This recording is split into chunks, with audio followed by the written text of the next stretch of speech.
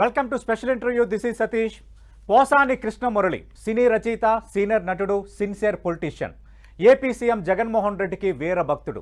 జగన్పై ఏగ వాలనీయరు, మాట పడనీయరు. నమ్మిన దాన్నే ఆచరిస్తూ ముక్కు సూటిగా ముందుకు వెళ్లడం ఆయన స్టైల్.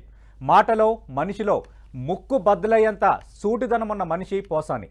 ఇవాళ తెర మీద, తెర వెనక కనిపించే కొద్ది మందిలో నట దర్శక రచయితల్లో పోసాని కృష్ణమురళి ఒకరు. పొలిటీషియన్ గాను ఆయన జర్నీ స్పెషలే. వైసీపీ అధినేత జగన్కు అండగా నిలిచిన పోసాని కృష్ణమురళి ప్రస్తుతం AP film development corporation chairman. AP ఎన్నికల వేళ పోసాని మాటలు తోటాల్లా పేలుతున్నాయి. ముఖ్యంగా విపక్ష నేతలు చంద్రబాబు, పవన్ కళ్యాణ్ అంటే ఒంటి కాలిపై లేచే పోసాని ప్రస్తుతం 10 టీవీ స్టూడియోలో ఉన్నారు. వెల్కమ్ టు పోసాని కృష్ణమురళి గారు. ఇప్పుడు ఎన్నికల్లో ప్రతిదీ స్పెషలే, ఎవరు చేసిన వ్యాఖ్య స్పెషలే. కానీ పోసాని కృష్ణమురళి మాట్లాడడం కూడా ఒక స్పెషల్గా మారిపోయింది. ఇప్పుడు ఎలా ఫీల్ అవుతున్నారు? అంటే స్పెషల్గా మాట్లాడటం ఏం లేదు సతీష్. నిజం మాట్లాడటం. ఇప్పుడు నిజం మాట్లాడలేదు అనుకో, అప్పుడు రకరకాల విన్యాసాలు చేయవచ్చు వస్తాయి. సతీష్ గారు ఒక క్వశ్చన్ వేసాడంటే అది తప్పు అయితే చీల్చి అంటాడతాడు 10 టీవీలో. ఇప్పుడు నేనే బుద్ధిగా కూర్చొని ఈ మిస్టేక్ చేశా, ఈ మంచి పని చేశా, ఈ నిజం ఇది ఉంది అని చెబితే నాకు వచ్చే నష్టమే ఉండదు. అందుకని మీరు ఇట్లా ఫైర్ బ్రాండ్ అన్నా ఇంకోటన్నా నేను ఎప్పుడు రాంగ్ రూట్లోకి వెళ్ళలా, ఎప్పుడు వెళ్ళాల. నేను 38 ఏళ్ళ దాకా ఇండస్ట్రీలో ఉన్నా. 38 ఏళ్లలో కూడా నేను ఇలాగే బ్రతకాలి అనుకొని అలాగే బ్రతికా సతీష్. ఇంక వేరే ఎలా నచ్చుతా నాకు నచ్చింది. అంటే ఇలా ఉంటే నేను బాగుంటా, ఇలా ఉంటే నా కుటుంబం బాగుంటుంది, నా విలువ ఉంటుంది, నా గౌరవం ఉంటుంది. అంతే తప్ప చెంచాగిరి చేయలా, కాళ్ళు పట్టుకొని వాళ్ళకి లౌక్యంగా ప్రదర్శించడం అవేవి నేను తెలుసు, కానీ అవి పట్టించుకోను. నేను వర్క్ చేశానా లేదా, సినిమా సక్సెస్ అయిందా లేదా, సక్సెస్ అయితేనే నా భవిష్యత్తు, దాని మీద ఉంటాను తప్ప సినిమా ఇండస్ట్రీలో ఇక తెలుసుగా ఈ చెంచా గురించి నేను చేయలేను, నా చేత కదా అది. సేమ్ ఇండస్ట్రీలో, కానీ ఇండస్ట్రీలో అవే ఎక్కువ నడుస్తుంటాయి కదా. మీరు అన్నట్టుగా ఈ సిఫార్సులు చేసుకోవటం, కొన్ని ఫ్యామిలీస్తో క్లోజ్గా ఉండటం, కొందరిని పదే పొగుడుతుండడం, దాని ద్వారా అవకాశాలు రావటం, ఇలాంటి కల్చర్, ఇలాంటి నేచర్ సినిమా ఇండస్ట్రీలో లేదా? అందుకనే మీరు నన్ను పోసాని స్పెషల్ అంది. అందుకే అంది. నేను ఎవరున్నా ఒక పెద్ద లెజెండ్ ఎన్టీ రామారావు గారు కూడా చూశా. ఎన్టీ రామారావు గారు ఉన్నా, నాగేశ్వరరావు గారు ఉన్నా, కృష్ణస్వామిబాబు గారు, చిరంజీవి, వీళ్ళందరూ అందరితో నేను ట్రావెల్ అయిన ఉండే కదా, వాళ్ళతో రాసిన ఉండే సినిమాలు. కానీ అందరూ ఒకటే. నేను ఆలీతో ఎలా ఉంటాను, చిరంజీవి గారితో అలాగుంటా, అకిన నాగేశ్వర గారితో అలాగుంటా, నాగార్జునతో అలాగుంటా. అంటే పెద్ద స్టార్ అని ఆయనకి చాలా అతి వినయంగా, చిన్నోడని దూరంగా అట్లా నా చేత కాదు సతీష్. తెలుసు అన్ని, కానీ నాకు చేత కాదు. స్థాయి హోదా చూడరు, మనిషినే మనిషిగా చూస్తారు. మంచోడా కాదా? ఓకే. నేను తప్పు చేస్తే ఎమ్మటే చెప్పేస్తా, ఐ డిడ్ మిస్టేక్, మొఖం మీదే నేను తప్పు చేశాను, ఇంకా తప్పు చేయను. ఓకే. ఇంకోడు అన్బేరబుల్గా మిస్టేక్ చేశాడు అనుకో, నేను మాట్లాడను అంతే. ఓకే. అంతే తప్ప ఈ సొసైటీ కదా, కలిసి ఉండాలి కదా అనే ఫీలింగ్ నాకు రాదు. లోపల ఒకటి బయటకు ఒకటి ఆ తత్వం లేదు. ఇక నా వల్ల కాదు అది. ఇంకెప్పుడైనా ఇంకేం బతుకుతాం. ఓకే. ఇన్నాళ్ళు శుభ్రంగా ఎలాగే ఉండి. ఇంటి వాళ్ళు ఎప్పుడైనా అన్నారా అలా కరెక్ట్ కాదు, నువ్వు బతకలేవు సమాజంలో, నువ్వు ఉన్నదున్నట్టుగా మాట్లాడితే సమస్యలు వస్తాయని ఇప్పుడు అనలేదా? ఎప్పుడల్లా నా వైఫ్ అందం. ఓకే. తను చదువుకుంది. అంతకుముందు కూడా అలాగే ఉండేవారు కృష్ణమురళి పెళ్లికి ముందు కూడా? 33 ఏళ్ల నుంచి మేము పెళ్లి చేసుకొని భార్యాభర్తలు మా కుటుంబం ఉంది. ఓకే. ఒక్కసారి కూడా నన్ను క్వశ్చన్ చేయలే నా వైఫ్. ఎలా ఉంటారేంటి, మనకెందుకు వాళ్ళతో, మనకెందుకు వీళ్ళతో అని ఎప్పుడు క్వశ్చన్ చేయదు. నేను సిన్సియర్గా ఉన్నంతకాలం నన్నేం అడగదు. నేనేమన్నా కొంచెం మిస్టేక్ చేస్తాను అనుకో, ఆమె హెచ్చరిస్తుంది నాకు. నా వైఫ్ తను బీఎస్సీ బిఎల్ చదివింది, తప్పుతుంది, అది మనకు అన్నెసరీ కదా అంటది. ఆలోచించుకుంటే అన్నెసరీ అనుకో, అన్నెసరీ బా వద్దులే అంట. అలాగే చిన్నప్పుడు కూడా మా అమ్మ నాకు ఇన్స్పిరేషన్. మా అమ్మ ఏంటంటే ఎప్పుడు అబద్ధాలు అవి తెలియదు ఆమె జీవితంలో. అదే నాకు వచ్చిందేమో తెలియదు. 90%, 100% కాదు, 90% నిజమే మాట్లాడతా. కొన్ని తప్పదు. వారిజాక్షమునందు, వైవాహికమునందు, మానవిత్త ప్రాణ భంగమునందు బొంకవచ్చు. ఫలానా పర్పస్ ఉంటే బొంకవచ్చు, అలాంటి బొంకు తప్ప ఇతరత ఏం లేదు. అంటే ఇప్పుడు మీ పైన కొందరు ఎక్స్ట్రీమ్గా మాట్లాడతారు, కొందరు మిమ్మల్ని మెంటల్ కృష్ణ అని ఇలాంటి సంబోధనలు కూడా చేస్తుంటారు. అలాంటి సందర్భాల్లో ఇంట్లో వైఫ్ ఎప్పుడైనా ఫీల్ అయిన పరిస్థితులు ఏమైనా ఉన్నాయా? మెంటల్ కృష్ణ తెర మీద వరకే, అదే నాకు విడిగా మెంటల్ లేదు. ఇప్పుడు మీతో కూర్చున్నాను, అవును, మీరు సతీష్, రెస్పెక్ట్గా మాట్లాడతాను. ఎస్, మెంటల్ ఉంటే ఎట్టుంటది? అవును, ఇవన్నీ ఎత్తి కొట్టడం, ఇవన్నీ సెన్సేషన్ అయితే దీన్ని ఇలా తిప్పటం, ఆడు మెంటలుడు. రైట్. నాకు మెంటల్ అనేది మీకు తెలుసుగా, 35 ఏళ్ళ నుంచి ఉన్నాను ఇండస్ట్రీలో, అవును, అందరితో రెస్పెక్ట్గా ఉన్నా, టైంకి వస్తా. నేను ఇండస్ట్రీలో టైంకి వచ్చే వాళ్ళలో 1, 2, 3లో నేనే ఉంటా. ఓకే. షూటింగ్ అంటే 9 to 6 అంటే 8:30కే వస్తా. 10 నిమిషాలు కూర్చుంటా బట్టలు వేసుకొని. 6, 6:15, 6, 6:30కి ఇంటికి వెళ్ళిపోతా. అదంతా నా ఫ్యామిలీ లైఫ్. ఓకే. సాయంత్రం తర్వాత ఎప్పుడు నేను లేటుకు రాను. రైటర్గా ఉన్నప్పుడైనా కానీ, ఓకే, డైరెక్టర్గా ఉన్నప్పుడు కానీ టైంకి వస్తా, టైంకి వెళ్తా. సమయపాలన పెర్ఫెక్ట్ అంటారు. 100%. ఇక పాలిటిక్స్ విషయానికి వద్దాం. జగన్మోహన్ రెడ్డి అంటే మీకు ఎందుకు అంత అభిమానం? అసలు జగన్మోహన్ రెడ్డికి మీరు భక్తుడా, సైనికుడా, సేవకుడా అంటే ఏం చెప్తారు? అంటే రాజకీయాల్లో 90% గుడ్ పీపుల్ ఉండరు. నా అనుభవం కానీ, సొసైటీ అనుభవం కానీ, ఓకే, దేశం అనుభవం కానీ మీకు తెలుసు. ఒకళ్ళొకళ్ళు ఎలా తిట్టుకుంటారో రాజకీయ నాయకులు మీకు తెలుసు. మోడీ గారిని ఎలా తిడుతున్నారో మీకు తెలుసు. వాజ్పేయి గారిని కూడా కామెంట్ చేసిన వాళ్ళు ఉన్నారు. మరి అద్వానీని కూడా కామెంట్ చేశారు. ది గ్రేట్ ఇందిరాగాంధీ గారిని కామెంట్ చేశారు. అన్నీ ఉంటాయి వాళ్ళకి. కాకపోతే మాకు తెలుసుద్ది, ఇతను రాజకీయాల్లోకి వచ్చింది డెడికేషన్ కోసం. ముఖ్యమంత్రి అవ్వచ్చు, ఓకే, డెడికేషను నిజంగా ప్రజలకు సేవ చేస్తే మన ఈ కుర్చీలో కూర్చోబెడతారు అంటే తప్పులేదు. అదే జగన్ చేస్తుంది. అది అంతేగాని నేను ఎవరు బాగా గ్లామర్లో ఉండి ఇతను ప్రధానమంత్రి అయ్యాడు, ఆ ప్రధానమంత్రితో కాకాపడదాం అని లేదు. ఆ ప్రధానమంత్రి ఉండాలి, ఆ సీట్లో కూర్చోవాలి, అతను నిజాయితీపరుడై ఉండాలి. అది అందుకని నాకు మోడీ ఇష్టం. Modi one of the tallest person, one of the honest person. ఒక ఇది రాజకీయాల్లో కానీ, వ్యక్తిగత జీవితంలో కానీ, అతను ఎక్కడ ఎవరితో రెస్పెక్ట్గా మాట్లాడటంలో కానీ, ఆయన నేను ఎప్పటి నుంచో చూస్తున్నా. 35 ఏళ్ళ నుంచి ఆయన ఫ్యాన్ని. ఓకే. ఆయన అప్పటికిప్పటికి అదే first impression carries up to last. అలా జెన్యూను అలాంటి వాళ్ళని లైక్ చేస్తా. అలాగే ఇప్పుడు నాకు అంతకుముందు ఏం చేయమండి అంటే, ఉన్నాళ్లలో బెటర్ ఎవరు ఓకే అంటే పరిపూర్ణ మానవుడు ఎవడు లేడు. కరెక్ట్గా ఏదో శ్రీరామచంద్రుడిలాగా అట్లా లేరు. అవును, ఉన్నాళ్లలో బెటర్ ఎవరు అట్లా చాలా మంది. ఇప్పుడు ఒక హోటల్కి వెళ్ళాం సతీష్, అవును, ఈ హోటల్ ఇడ్లీ బాగుంది తింటా ఉన్నాం. రేపు కొత్త హోటల్ వచ్చింది, నెయ్యి ఇడ్లీ పెట్టాడు, ఆడికి వెళ్తాం. ఇటు తిన్నావు కదా అంటే కొద్దిగా నెయ్యి ఇడ్లీ బాగుంది, ఆడికెళ్తే ఇంకో షిఫ్ట్ అవుతాం. సేమ్ నేను కూడా ఒక రైటర్ లా, నేను కూడా ఒక ఓటర్ లాగా ప్రజల్లో ఒకళ్ళలాగానే. ప్రజలు అంతే కదా నాన్న, 83 వరకు కాంగ్రెస్ ఓట్లు వేశారు. అవును. తర్వాత రామారావు వచ్చాడు, రామారావు బాగా చేస్తాడని. రామారావు గారు బాగా చేయట్లా, వాళ్ళకి నచ్చేలాగా వద్దు, మళ్ళీ కాంగ్రెస్ గెలిపించారు. 89లో పక్కన పెట్టారు. మళ్ళీ కాంగ్రెస్ ఏమిట్రా మళ్ళా ఇట్లా చేస్తున్నారు మీరు అని మళ్ళీ రామారావు గెలిపించారు 94లో. ఇది అది పార్టీలు మారినట్టు కాదు ప్రజలు. ఓకే, నేను ప్రజల్లో ఒకండి. రైట్. ఇతను బాగా చేసినంతకాలం అతని దగ్గరే ఉంటా, బాగా చేయనప్పుడు పక్క వెళ్ళిపోతా. ఓకే. అంటే జగన్మోహన్ రెడ్డి రేపు బాగా చేయకపోతే పోసాని కృష్ణమూర్తి ప్రశ్నిస్తారు. ఇప్పుడు జగన్మోహన్ రెడ్డి గారు 100% డెడికేషన్ మనిషి.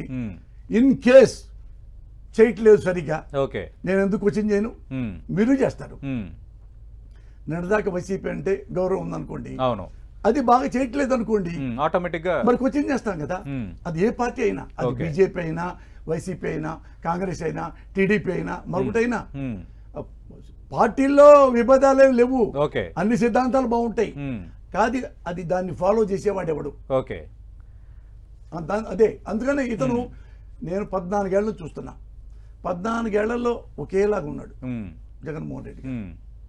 అట్టా ఇట్టా ఎట్టా కాదు ఆయన, స్ట్రైట్ గా బీపీ పెడితే పల్స్ కొడుతుంటది కింద పైకి, ఆ టైప్ కాదు. 14 ఏళ్ళు చూస్తున్నా పార్టీ పెట్టి పెట్టక ముందు నుంచి.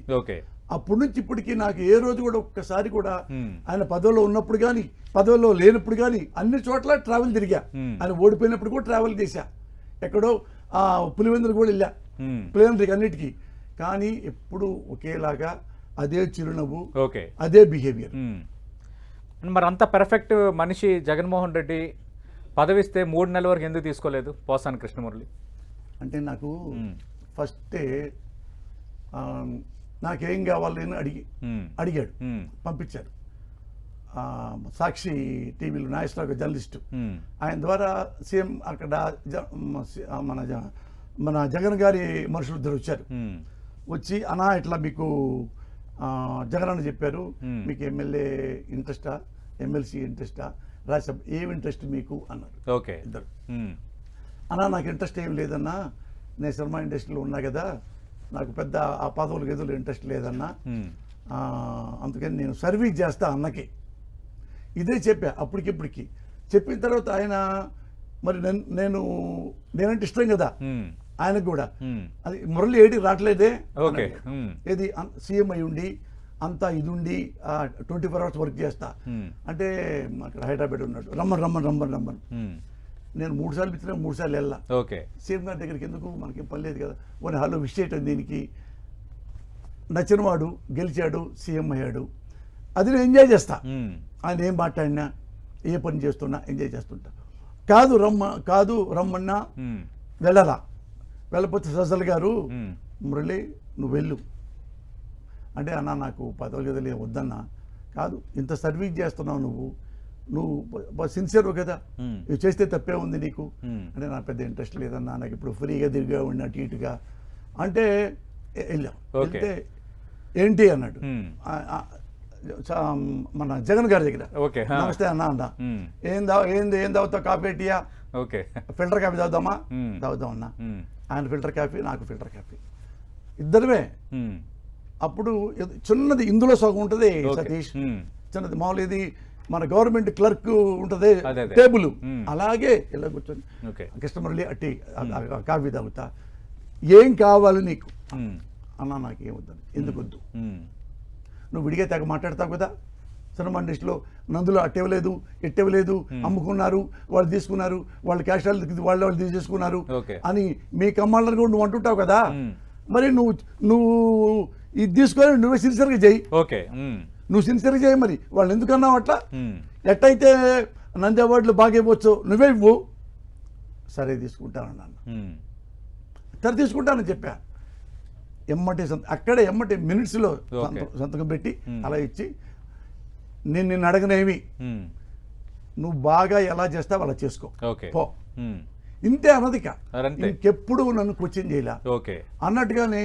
ఇన్నేళ్ల నేను ఇండస్ట్రీకి వచ్చిన తర్వాత నంది అవార్డులు, నంది నాటకోత్సవాలు చేశా. అంత బెస్ట్గా ఈ 30 ఏళ్లలో చేయలే ఎవరు, 30-40 ఏళ్లలో మీరు ఎంక్వైరీ చేసుకోండి. ఇది దాన్ని నేను ఎఫ్డీ చైర్మన్గా ఒక 27 మంది జడ్జీల్ని ఎవ్వరికి చెప్పకుండా, అందులో ఎవరు కమ్మ వద్దు, రెడ్డి వద్దు, దాన్ని బట్టి మనం పెట్టుకోవద్దు, ఎవరు సిన్సియర్ నెట్లో గిట్లో మొత్తం చూసుకొని, మా జనరల్ మేనేజర్ ఉన్నాడు సాయి గారని, ఆయనతో కూర్చొని సార్ అంతకుముందు ఎవరున్నారో ఉన్నాళ్ళలో బెస్ట్ ఎవరు ఉన్నారా అన్ని చూసుకున్నాము. ఆంధ్ర యూనివర్సిటీ ప్రొఫెసర్ బాబీ గారు అన్నగుడు, నాకు ఆయన వీళ్ళందరూ ఇట్లాంటి వాళ్ళు అందరు వెళ్ళి నేనే స్వయంగా ఫోన్ చేస్తున్నా.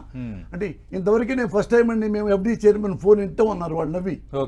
అట్లా సిన్సియర్గా 27 మంది జడ్జీలు తెచ్చుకొని 27 మందిని జర్నలిస్టు మీలాంటి వాళ్ళ ముందు ప్రవేశపెట్టా. వాళ్ళ బయోడేటా మొత్తం బుక్కులా రాసి అందరికి ఇచ్చా. ఈ ఏళ్లలో వాళ్ళు మీకు ఇంట్రొడ్యూస్ అవుతారండి, ఇళ్లలో ఎవరన్నా కాంట్రవర్సీ ఉంటే చెప్పండి, నేను తీసేస్తా, లేదా నేను కన్విన్స్ చేస్తా అంటే వాళ్ళందరూ ఎంక్వైరీ చేసుకొని 27 గుడ్ అన్నారు. అందులో ఈనాడు ఉంది, అందులో ఆంధ్రజ్యోతి ఉంది, అన్నీ ఉన్నారు, వాళ్ళకు కూడా అన్ని చూసుకున్నారు. అది వెరీ సిన్సియర్గా చేసాం. ఒక్కడ కూడా రాంగ్ ఫెలోకి మేము నంది అవార్డు ఇవ్వాల. ఆంధ్రజ్యోతి కూడా ఆ పే చేశారు, ఈ నాటకోత్సవాలు బాగున్నాయని, బాగా జనం వస్తున్నారని, బాగా చేశారని. ఈనాడు కూడా ఈ 5 ఏళ్లలో ఈనాడు ఆంధ్రజ్యోతి పాజిటివ్గా రాసింది నంది అవార్డు గురించే. అట్లా చేశాం. అప్పుడు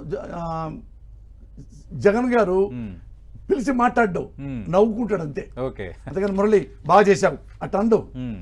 ఆయన గర్వపడతాడు. నేను వీడు జెన్యున్ పర్సన్ అనుకొని ఇచ్చాను, జెన్యున్గా పనిచేశాడు. ఓకే, అది నాకు తెలుసు సతీష్, అంతవరకు తెలుసు. మీరు ప్రజారాజ్యం పార్టీ అప్పుడు చిలకలూరుపేట నుంచి పోటీ చేశారు. మళ్ళీ ఈ ప్రత్యక్ష ఎన్నికల్లో పోటీ చేసే ఆలోచన అలాంటివి ఏమీ లేవా? లేవు. అంటే పదవులు వద్దంటున్నారు కదా. ఎందుకంటే నాకు ఎలక్షన్ మేనేజ్మెంట్ నాకు తెలియదు. Okay, poll management. ఎలక్షన్ అంటే మొత్తం అన్నీ వస్తాయిగా, నాకు తెలియదు అది. అంటే తెలియదంటే తెలుసు, అంటే ఈ లంగా పనులు చేయటం నాకు తెచ్చదు. ఇప్పుడు ఒక బ్రోకర్ పని కంటే, ఒక లంగా పని కంటే, ఒక మర్డర్ కంటే మహాపాపం ఏదంటే చెప్పమంటావా?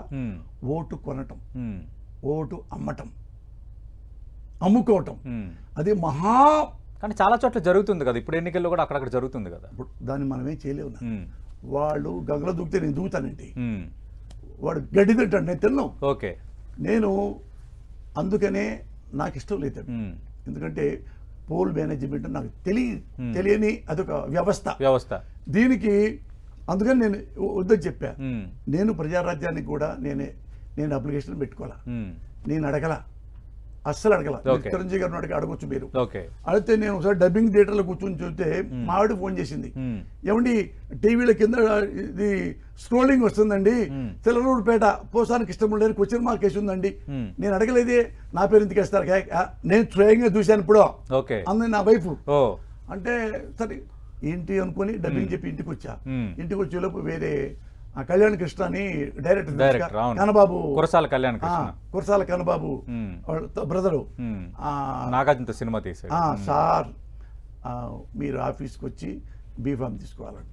ఏమయ్యా నేను నాకెందుకు ఇచ్చారన్నా?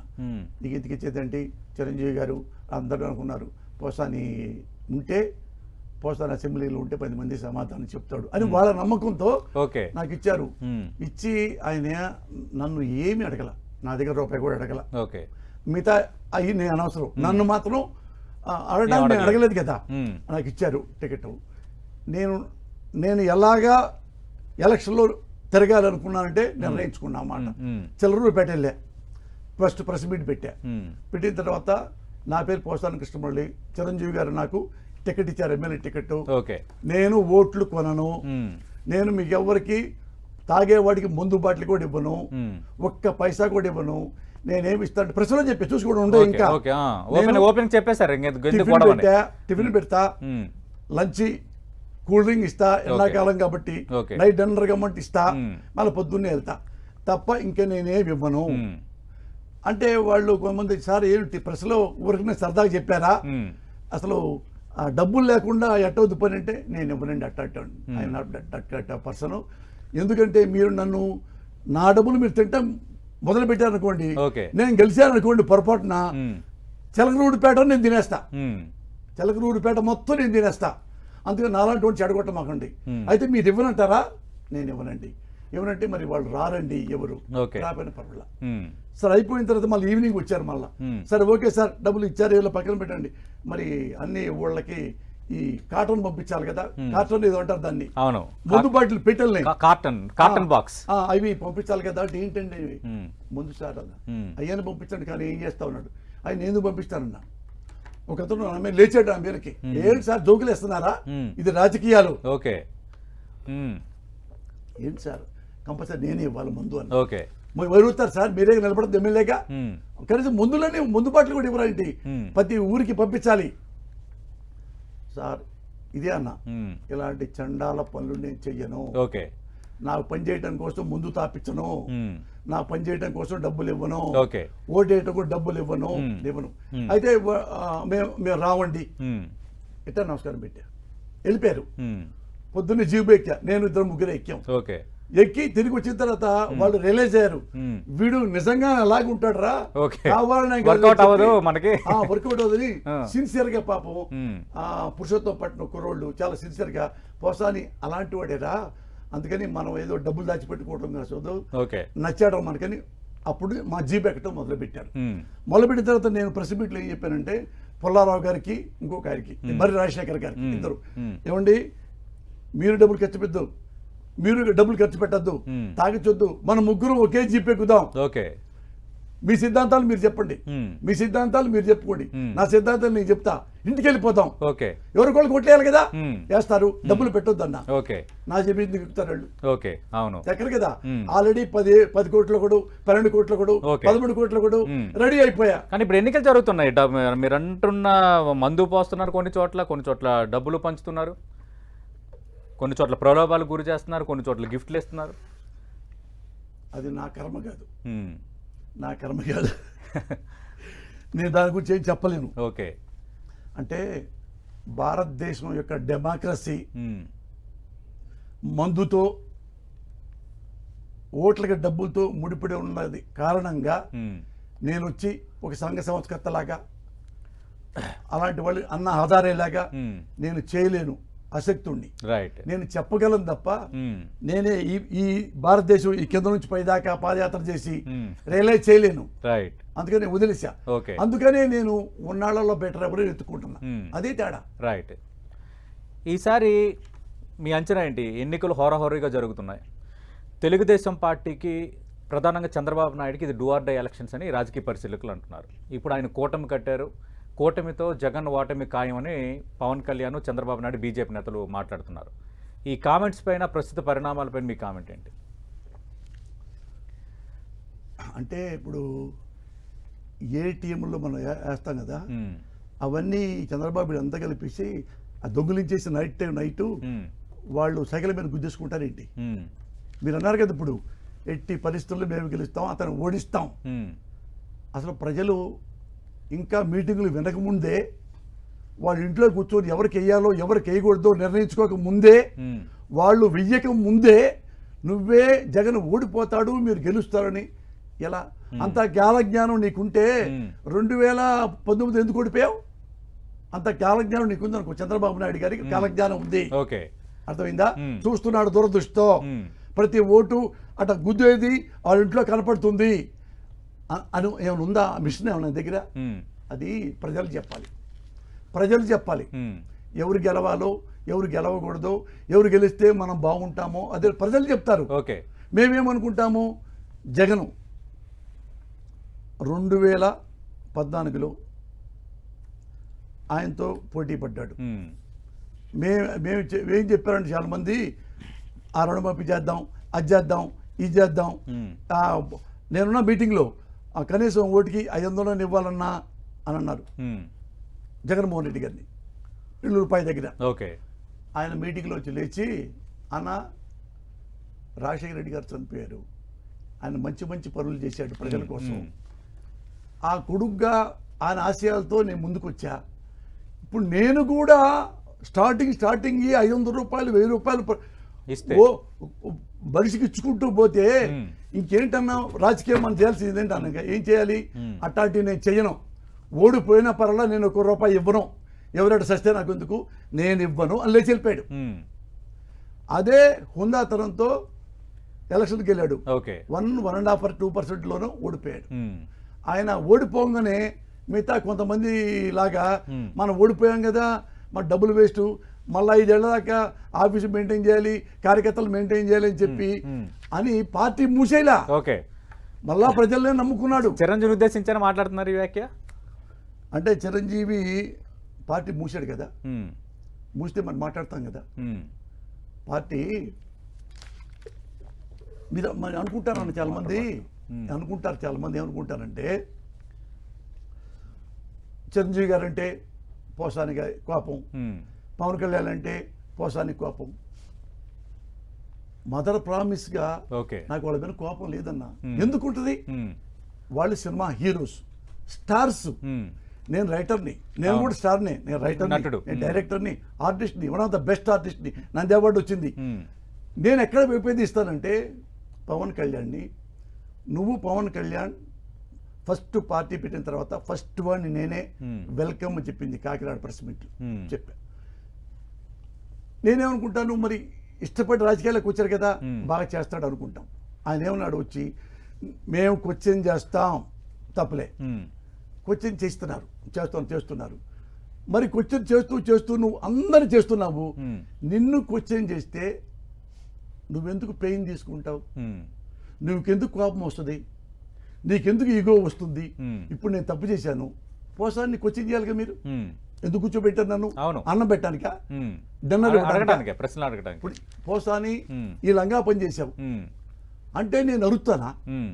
ఇప్పుడు నీ ఉద్దేశం ఏంటి? నువ్వు పార్టీ పెట్టిందే మా కోసం, అంటే ప్రజల కోసం. అవును. ప్రజల తరఫున నువ్వు ప్రశ్నిస్తున్నావు, మేము ప్రజల తరఫున నీ పార్టీని ప్రశ్నిస్తున్నాం. నిన్నెందుకు ప్రశ్నించకూడదు? అక్కడే కాంట్రడిక్టరీ అయిపోయింది. ఓకే.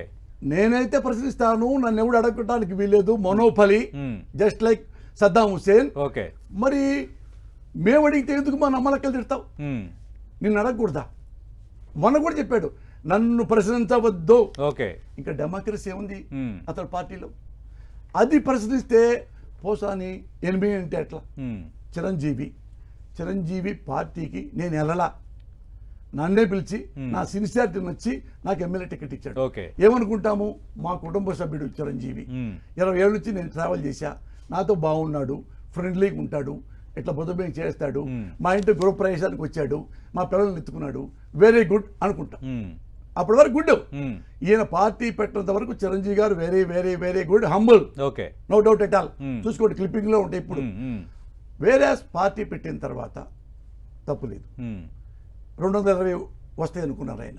వెస్ట్ బెంగాల్ లాగా 4 టర్మ్స్ మనమే ఉంటాం పరిపాలనలో, సంతోషం సార్ అనుకున్నాం, అంత డెడికేషన్ వచ్చాం. ఎలక్షన్లకు వచ్చినాయి. ఎలక్షన్స్లో నేను చెప్పా, చంద్రబాబు ఇతన్ని తనలో గెలవమన్నాడు రామోజీరావు ద్వారా. రామోజీరావు స్వయంగా నాకు చెప్పిందే, చాలా ఎప్పుడు చెప్పా క్లిప్పింగ్లో. రామోజీరావు చిరంజీవి గారిని, అరవింద్ గారిని పిలిచారు. ఏమండి, రాజశేఖర రెడ్డి ఓడించడం చాలా కష్టం, ఫస్ట్ టైం ప్రజారాజ్యం పార్టీ పెట్టారు, ఇప్పుడు చంద్రబాబుతో టీడీపీతో కలవండి, కలిసి కొన్ని తీసుకోండి సీట్లు, మీ పార్టీలోకి వస్తారు, అధికారంలోకి వస్తారు. వచ్చిన తర్వాత ఆ టర్మ్ తర్వాత మళ్ళీ ఇప్పుడు మీకు కావాలంటే ఓన్గా చేసుకోవచ్చు. ఇప్పుడు మాత్రం ఇద్దరు కలిస్తేనే అధికారం వస్తుంది. చిరంజీవి గారు, నేను పార్టీ పెట్టిందే ప్రజల కోసం అండి, నేను అధికారంలోకి వస్తే ఇలా సేవ చేయాలనుకుని నాలో కొన్ని ఆశయాలు ఉన్నాయి, అందుకని ఇట్లా పొత్తు కోసం నేను పార్టీ పెట్టలేదు సార్, సారీ అని ఇద్దరు వెళ్ళిపోయారు. వాళ్ళు అరవింద్ గారు, ఆయన కలిశాడు అనుకో చంద్రబాబు దగ్గర. కలిస్తే ఆయన చంద్రబాబు దేవుడు అయిపోయేవాడు. ఈ నో అన్నాడని తెల్లారే మొత్తం ఊరిగింపులకి వెళ్తా, ఎవరో చిరంజీవి అంట, ప్రజారాజ్య పార్టీ అంతా పుడుక్కు నీటి పుడగలాగా టప్పుకుని పగిలిపోయింది. అది అక్కడే మొదలుపెట్టాడు ఆయన. ఇది చిరంజీవికి తెలుసు, ఇది పవన్ కళ్యాణ్కి తెలుసు. నేను దాచిపెట్టుకోను, వాళ్ళు దాచిపెట్టుకున్నారు. అదే అక్కడికి వెళ్ళిన తర్వాత, నేను ఒక అమ్మ దగ్గరికి వెళ్ళిన తర్వాత, నాకు ఓటే అమ్మ అంటే, నా వెనక పురుషోత్తం పట్టిన కుర్రాళ్ళు ఉన్నారు, కాపులు కుర్రాళ్ళు, అంటే ముసూబ్ గారి భార్య అనుకోండి, పెద్ద 70 ఇప్పుడు. ఆ కృష్ణమురళి, నువ్వు మంచివాడేవే కానీ నీకు ఓటు వేయను, వస్తుంది కదా అందులో లైవ్ లో, ప్రజలంతా వినండి.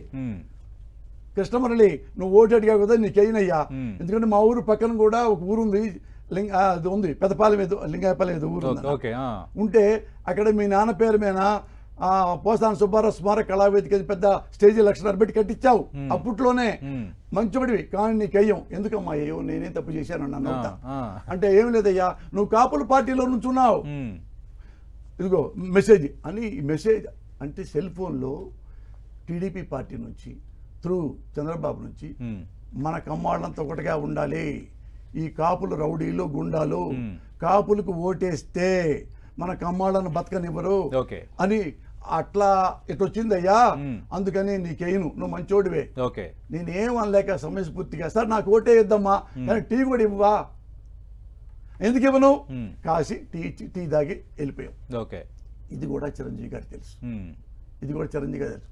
ఇంకెంత డెడికేటెడ్గా ఉండాలి. అయిపోయింది, ఓడిపోయాం. 18 వచ్చినాయి. 18 ఎమ్మెల్యే సీట్లు అంటే మామూలు కాదు. ఇతను మొత్తం కలిపి అసెంబ్లీకి వెళ్ళి, అసెంబ్లీలో చిరంజీవి గారు మొత్తం కలిపితే 18 ఎమ్మెల్యేలు కూర్చొని ప్రశ్నిస్తూ ఉంటే, ప్రభుత్వాన్ని స్పీకర్ని అడుగుతూ ఉంటే, డిమాండ్ చేస్తూ ఉంటే మనకెంత క్రెడిబిలిటీ పెరిగేది. అలాంటి చిరంజీవి, డబ్బులో ఉన్న చిరంజీవి, క్రేజీ ఉన్న చిరంజీవి,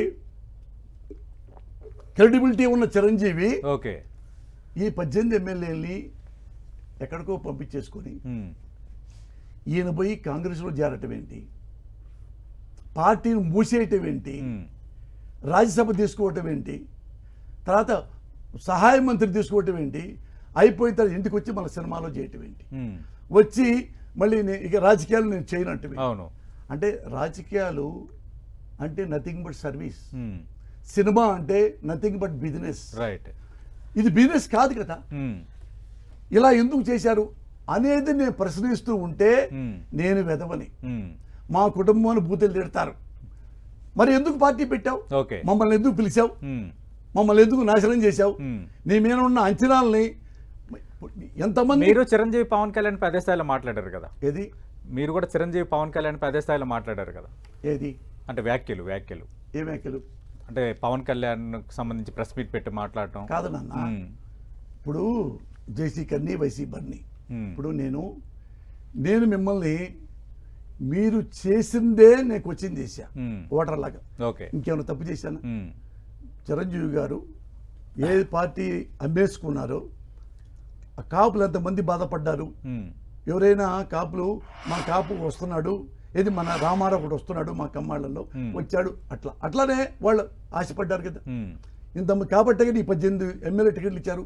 నువ్వెందుకు అమ్మేసుకోవటం? అది తప్ప ఒక్క వర్డు అబ్సల్యూట్ వర్డు ఒక్కసారి చెప్పించున్నానా నువ్వు? అంతకుముందు ఇవి అన్నానని చెప్పి, అరే చిరంజీవి అంతకుముందు చిరంజీవి కుటుంబాన్ని లేడీస్ అన్నారు. ప్రతి చోట ఎమ్మెల్యేలు ఏమంటే ఎమ్మెల్యే ఫ్యామిలీలు తిట్టం, మంత్రులు ఉంటే మంత్రి ఫ్యామిలీ తిట్టం, సీఎం ఏమనంటే సీఎం పిల్లం బిడ్డలు తిట్టేయటం. ఇది రాజకీయాల్లో ఏమాత్రం శుభ సూచకం కాదు. ఒకప్పుడు ఇలా లేదు. ఈ రాజకీయాల్లో ఎప్పుడు కూడా ఇంట్లో ఆడవాళ్ళని ఉద్దేశించి వ్యాఖ్యలు చేయటం, ఇంట్లో ఆడవాళ్ళని రాజకీయాల్లోకి లాగటం అనేది ఎప్పుడు లేదు. తప్పు కదా. ఎవడైనా ఇప్పుడు నువ్వు నన్నను పోసాని ఎదవా నేను కాదు అంట, పోసాని లంచగొడ్డి నేను కాదు అంట. ఇంటూ ఆడవాళ్ళు ఏం చేశారు, ఇంట్లో కూతుళ్ళు ఏం చేశారు, ఇంట్లో అమ్మలు ఏం చేశారు, భార్యలు ఏం చేశారు, చిరంజీవి ఇంట్లో ఆడవాళ్ళు ఏం చేశారు. అంటే నేను క్వశ్చన్ చేస్తేనే నువ్వు అమ్మ లెక్కలు తిట్టావే సార్. నేను మనిషినే కదా, కన్నీళ్ళు నాకు ఉంటాయి కదా. మరి నన్ను అనపోతే నేను అంటానా? నాకెందుకు నాకు బలుపా? ఎందుకు నేను సినిమా ఇండస్ట్రీలో సినిమా కూడా వదిలేసుకున్నా. ఎందుకు? నేను ఎప్పుడు కాళ్ళు పట్టుకొని ఎవరు సినిమాలు అడగను. ఇప్పుడు నేను ఎంత హంబుల్గా అతను ప్రశ్నించా, ఇలా ఎందుకు జరిగింది పవన్ కళ్యాణ్, దీనికి ఆన్సర్ చెప్పగలం. దీనికే అమ్మలకలు తిట్టిస్తారా? అంటే మాకు మాటలు రావా? తట్టుకోలేకపోతున్నాను, తట్టుకోలేను. పవన్ పెళ్లిళ్ళపై పదే వైసీపీ ప్రస్తావించడాన్ని సమర్థించుకుంటారా? ఇప్పుడు అది సతీష్ నువ్వేం చేస్తున్నావంటే రెండు చెప్పాలా. పద్దాక పెళ్లిళ్ళని అదే అంటున్నారు అన్నప్పుడు నువ్వేం చెప్పాలంటే పక్కన ఎందుకు పవన్ కళ్యాణ్ రాజకీయాల్లో వచ్చి రాగానే రాజారెడ్డి రాజ్యాంగం చల్లదు, రాజారెడ్డి రాజ్యాంగం అని ఎందుకంటాడు? పులివెందుల గుండాయిజం, పులివెందుల రౌడీజం. పులివెందుల రౌడీలు ఉంటారా? ఎలాంటి పులివెందులకి ఎంత స్పష్టంగా ఉంటుందో, ఎంత గ్రాండ్గా ఉంటుందో. అక్కడ 15 రోజులు షూటింగ్ చేశా. ఒక్క పులివెందుల మనిషితో ఒక్కసారి కూడా నేను పెయిన్ ఫీల్ అవ్వాల. వాళ్ళంత హంబుల్గా ఉండేవాళ్ళు. నువ్వేం చూసావు? పులివెందుల్ని అంత అన్పాపులర్ చేస్తావా? రాయలసీమని అంత అన్పాపులర్ చేస్తారా?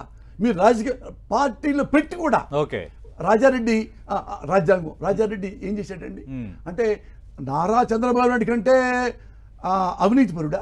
ఆయన అవినీతి పరుడు కాదే, అవినీతి కాదు. మరి నువ్వు అన్నిసార్లు పద్దాక అని అంటే ఇసుకు పుట్టింది ఎవరికి? జగన్కి. జగన్ని చాలా సార్లు అడిగారు, నవ్వుతా వెళ్ళాడు. ఎవ్రీ డే అతను తిట్టడం, తోయేస్తాం.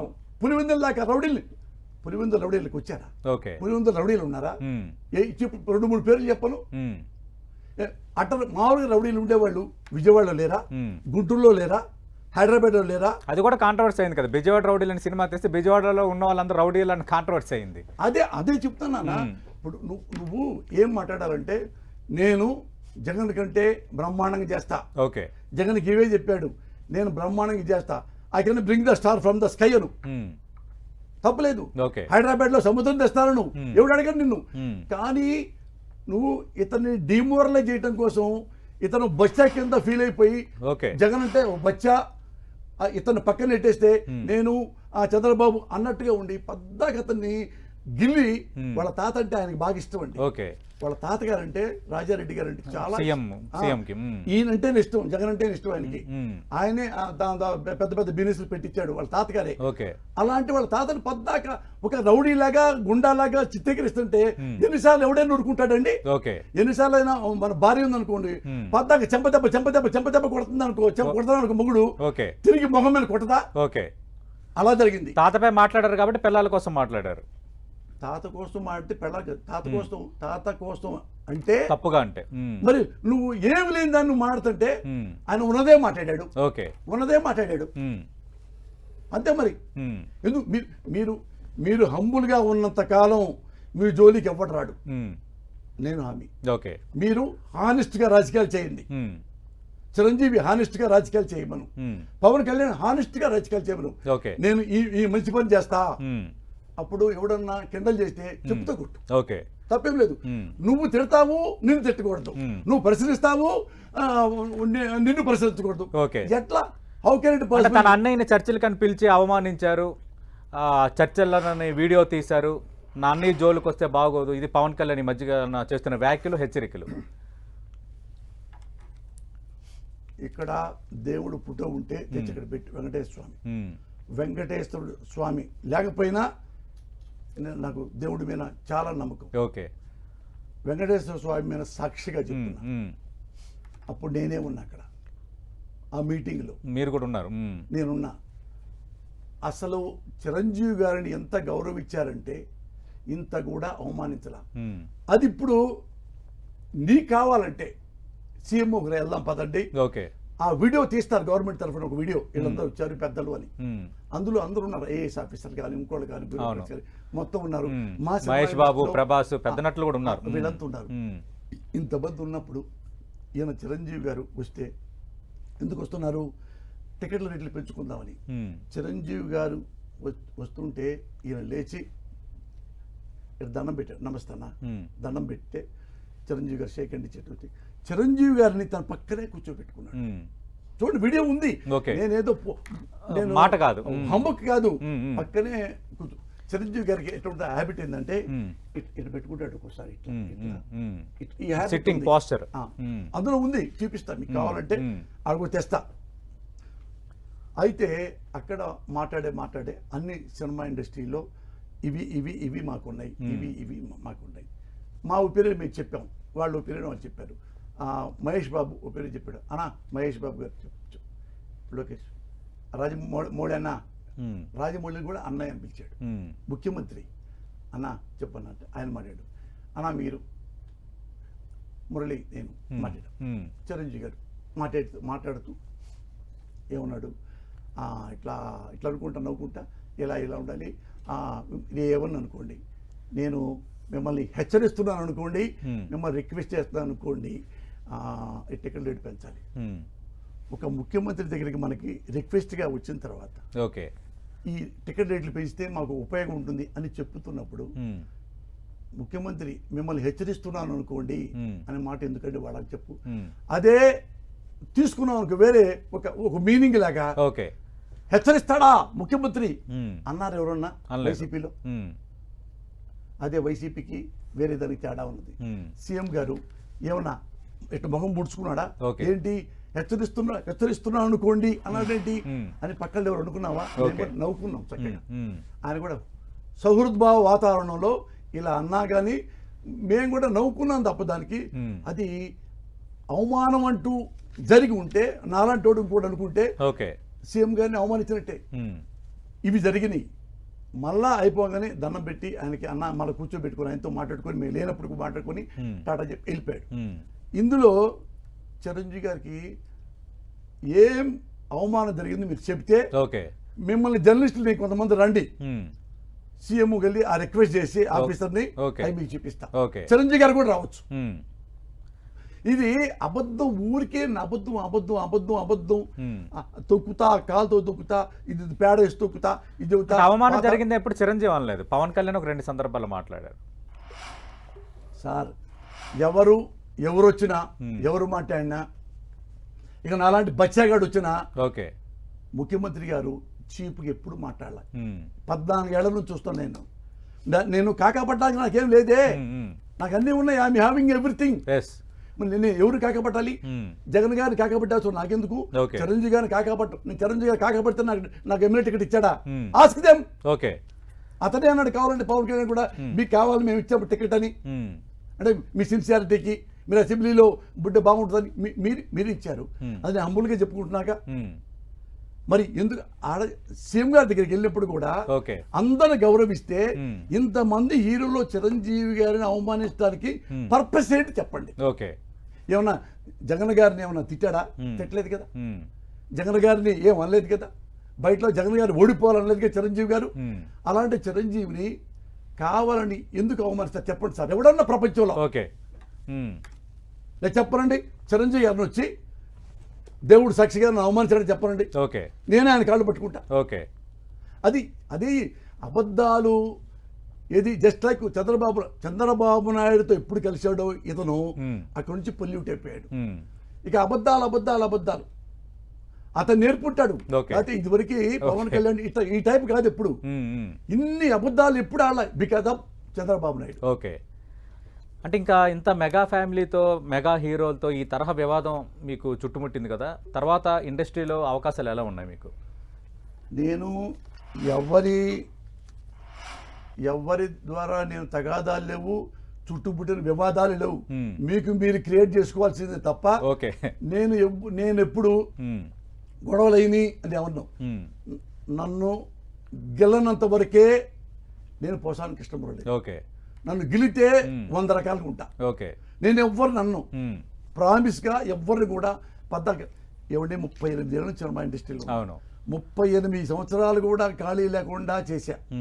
మరి నేను ఎదవనైతే పోసాని అడ్మెంట్ రాపో అనేవాళ్ళుగా టైంకి వస్తా, పర్ఫెక్ట్గా వస్తా, వాళ్ళు చెప్పింది చేస్తా, డబ్బులు తీసుకుంటా, ఇంటికి వస్తా. ఎక్స్ట్రా ఏమీ చేయను. మీరు అడగండి. నా రైటర్ లైఫ్ కానీ, నా డైరెక్టర్ లైఫ్ కానీ, నా ఆర్టిస్ట్ లైఫ్ కానీ, ఇంతమందితోనే సవ్యంగా ఉన్న పోసాని కృష్ణమురళి చిరంజీవిని, పవన్ కళ్యాణ్ ఎందుకు పోగొట్టుకుంటానండి? ఒక క్వశ్చన్ వేయండి, తెలిసిపోయింది మీకు. ఆన్సర్ ఏమిటో చెప్పనండి, వాళ్ళనే చెప్పనండి. ఇప్పుడు నాకు ఇంత రాజకీయాల్లో ఉన్నప్పుడు చెప్తా. చిరంజీవి గారు ఉన్నారు, నేను ప్రజారాజ్య పార్టీలో ఉన్నా. చాలామంది ఈయనకి అనుభవం లేదు, చిరంజీవి గారికి. మేమేమన్నా అనుభవం ఉంది, తప్పేం లేదు. ఇతను సమర్థుడు కాదు, చిరంజీవి గారు సమర్థుడు మేము అనుకున్నాం. ఆ నిజాయితీపరుడు కాదు, నేను నిజాయితీపరుడు అన్నా. ఇవి ఓకే. కానీ చిరంజీవి గారి ఇంటూ ఆడపిల్లల గురించి ఎందుకు మాట్లాడటం? ఫస్ట్ అదేగా. ఇప్పుడు రామారావు గారు ఉన్నంత కాలం, రామారావు గారు రాజకీయాల్లో ఉన్నంత కాలం, కాంగ్రెస్ పార్టీ రాజకీయాల్లో ఉన్నంత కాలం ఈ మానసిక రోగాలు ఇవ్వండి. ఈ విషయం చెప్పుకోవాలంటే కాంగ్రెస్ అప్పట్లో ఉన్న ఇప్పుడు చెన్నారెడ్డి గారు కానీ, Vijayabhaskar Reddy most honest fellow Vijayabhaskar Reddy, వాళ్ళు ఉన్నప్పుడు ఇలాంటి చెత్త లేదండి. ఆడాళ్ళ మీదకి వెళ్ళటం, అమ్మ లెక్కలు తిట్టించుకోవటం, ఇంట్లో ఆడాళ్ళు ఫోన్లు అన్నట్టుగా వ్యూహాలు ఉండేవి, విమర్శలు ఉండేవి, కానీ ఆ స్థాయిలో ఉండేవి అంతే. అప్పట్లో అండి. ఎప్పుడైతే చంద్రబాబు అనేవాడు రాజకీయాల్లోకి వచ్చాడో ఇవన్నీ ఈ మానసిక రోగాలన్నీ వచ్చినాయి. ఈ మానసిక రోగాలన్నీ రావటం, ఎన్టీ రామారావు గారి భార్య లక్ష్మీపార్వతి గారిని హీనంగా ఇట్లా తిట్టించటం, మళ్ళా వచ్చి చిరంజీవి గారి ఇంట్లో ఆడవాళ్ళని తిట్టించడం. ఏమండి వాళ్ళకి ఆ పెయిన్ తెలీదా? అరే ఇంట్లో ఆడవాళ్ళని తిడితే బాధరా అని నాగబాబు గారికి పెయిన్ తెలీదా? పవన్ కళ్యాణ్ పెయిన్ తెలీదా? మరి నా ఇంట్లో ఆడవాళ్ళతో నాకు పెయిన్ తెలీదా? ఎంతమంది దానికి ఎందుకంటున్నా, నువ్వు రాజకీయాలు అంటే రాజకీయంగా ఫైట్ చేయి అంటే. వాడితో వీడితో ఫోన్ చేస్తే నువ్వు ఏం అచీవ్మెంట్ చేస్తారు? మీరు ఏం అచీవ్మెంట్ ఉంది అందులో తీయదనం ఏముంది? నువ్వు అందులో తిడతావు, ఇందులో తిడతావు, 1 గంట ఆనందపడతావు. మరి మిమ్మల్ని తిట్టరా? అవును. అంటే మీరు ఒక్కరికైనా వాయిస్ ఉంది, ఎందుకు అంత కర్మ ఏంటి? వద్దు, రాజకీయాల్లో మాట్లాడుకుందాం, తప్పులే. నన్ను ఓడించండి, తప్పులే. జగన్ ఓడించు, తప్పులే. జగన్ గారు చంద్రబాబును ఓడిస్తాడు, తప్పులే. డెమోక్రసీ అది పక్కన పెట్టి రావటంతోనే చంద్రబాబు నాయుడు వెన్నుపోటుదారుడు, ఈయన మామని చంపి ముఖ్యమంత్రి అయ్యాడు, లేకపోతే ఈయనట ముఖ్యమంత్రి అవుతాడు అన్నవాడికి నువ్వేగా పవన్ కళ్యాణ్వి. ఇదే ఇప్పుడు డబల్ చూడు మరి. ఇదే మరి అతను ఉన్నాడు కదా నారా లోకేష్ తెగ తింటున్నాడు అవినీతి, తిని తిని తిని ఎంత తింటావయ్యా, పైన మీ తాత ఆత్మ క్షోభిస్తుంది అన్నవాడివి నువ్వే. 2019 వాళ్ళతో కలిసింది నువ్వే, వాళ్ళతో హక్ చేసుకుంది నువ్వే, మళ్ళొచ్చి జగన్ ని అమ్మనక్కలు తింటుంది నువ్వే. ఇంకేం చెప్పాలి నేను చెప్పండి. రాజకీయాల శాశ్వత మిత్రులు ఉండరు, శాశ్వత శత్రువులు ఉండరు అంటారు సార్. మిత్రులు అవ్వక్కర్లా, శత్రువులు అవ్వక్కర్లా. నువ్వు రాజకీయ నాయకుడిగా వస్తే రాజకీయ నాయకుడిగా ఉండు, హంబుల్గా ఉండు, హంబుల్గా ఉండు, తప్పేం లేదు. ఇప్పుడు నేను విమర్శించాను, వీలైతే నా రియలైజ్ చేయి, డిమోరలైజ్ చేయకు. చేయకూడదు కదా నన్ను ఎవరైనా, అది జగన్ బాబు అయినా, ఇంకోటి చంద్రబాబు అయినా, పవన్ కళ్యాణ్ అయినా, చిరంజీవి గారు అయినా, తప్పు కదా. ఇంటూ ఆడవాళ్ళు ఏం చేశారు, ఇది ఈ చంద్రబాబు ఎప్పుడైతే ఆంధ్ర రాజకీయాలు అడుగు పెట్టాడో తన సర్వైవల్ కోసం, తన పదవుల కోసం, తన అధికారం కోసం పక్కాన్ని డిమోరలైజ్ చేయడానికి వాళ్ళ అమ్మల్ని, వాళ్ళ పిల్లల్ని, వాళ్ళ కూతుర్ని, వాళ్ళ అత్తల్ని, వాళ్ళ మేనత్తల్ని ఘోరాతి ఘోరంగా అది ఫస్ట్ ఈ పుట్టించిందే ఈ చంద్రబాబు నాయుడు. ఆయన పుట్టించింది ఆ నుంచి ఈ కంపైపోయింది. ఆంధ్రప్రదేశ్ నుండి ఎంత ఘోరంగా చెడగొడుతున్నారంటే ప్రతిపక్ష నాయకుడు అన్బేరబుల్ సతీష్ చెప్పలేం. అంటే మీకు స్ట్రైట్గా అంటే చంద్రబాబు నాయుడు అంటే కోపమా, టీడీపీ అంటే కోపమా? ఆయన 40 years ఇండస్ట్రీ, 3 సార్లు ముఖ్యమంత్రిగా పనిచేశాడు, ఒక పార్టీకి అధ్యక్షుడిగా ఉన్నాడు. సార్ నాకు టీడీపీ అన్న కోపం ఎందుకు ఉంటుంది, చంద్రబాబు అన్న ఎందుకు కోపం ఉంటుంది నాకు? ఇప్పుడు 40 ఏళ్ళు సినిమా ఇండస్ట్రీలో ఉన్నారు, రాజకీయాల్లో ఉన్నారు 40 ఏళ్ల పాటు. ఎవరు? చంద్రబాబు నాయుడు. అవును. ఆ 40 ఏళ్ల పాటు కూడా సద్దాం హుసేన్ ఇరాక్లో ఉన్నాడు. 40 ఏళ్ళు ఉండటం మాత్రం సద్దాం హుసేన్ హానెస్ట్ ఫెలోనా. లిబియా గడ్డాఫీ ఉన్నాడు. లిబియా కర్నల్ గడ్డాఫీ, అతను కూడా క్రిమినల్, కానీ అతనే దేవుడు అన్నంత మాత్రం అతను సమర్థిస్తామా?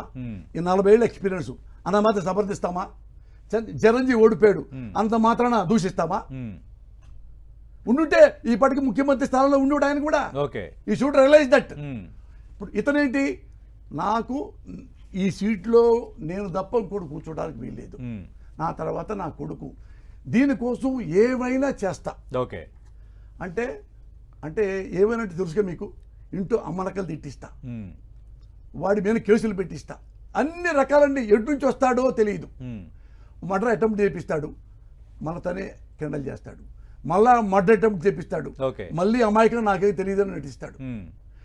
మరి ఇలాంటి వాడిని మరి మనం ఏం చేయాలి? ఈ మన దురదృష్టం ఆంధ్రప్రదేశ్ అక్రమ కేసులు పెట్టింది వైసీపీ, అక్రమ కేసులు పెట్టి చంద్రబాబు నాయుడు అరెస్ట్ చేసింది వైసీపీ ప్రభుత్వమే. ఇవి టీడీపీ చేస్తున్న ఆరోపణలు. చంద్రబాబు ఆరోపణ చేయకపోతే, చంద్రబాబు ఎన్టీ రామారావునే విలువ లేనివాడు అన్నాడు. ఎన్టీ రామారావు క్లిప్పింగ్ కూడా ఉంది మీకు. ఎన్టీ రామారావునే చంద్రబాబు నాయుడు వాడు, వీడు, అరేగాడు ఏని అన్నాడుగా. మరి ఎన్టీ రామారావుని అంత ఘోరంగా తిట్టిన వాడు జగన్ గారిని తిట్టడం, వైసీపీని తిట్టడం పెద్ద సమస్య ఏం కాదు. అది పెద్ద సమస్య కాదుగా. అసలు నీకు టీడీపీ సంబంధం ఏంటి? నువ్వు కాంగ్రెస్ పార్టీవి, రామారావు తిట్టావు, కాంగ్రెస్ గెలుస్తుంది, రామారావు గెలవడని, ఆయన గెలిచాడు, ముఖ్యమంత్రి అయ్యాడు, నువ్వు కాంగ్రెస్ ఉండొచ్చుగా.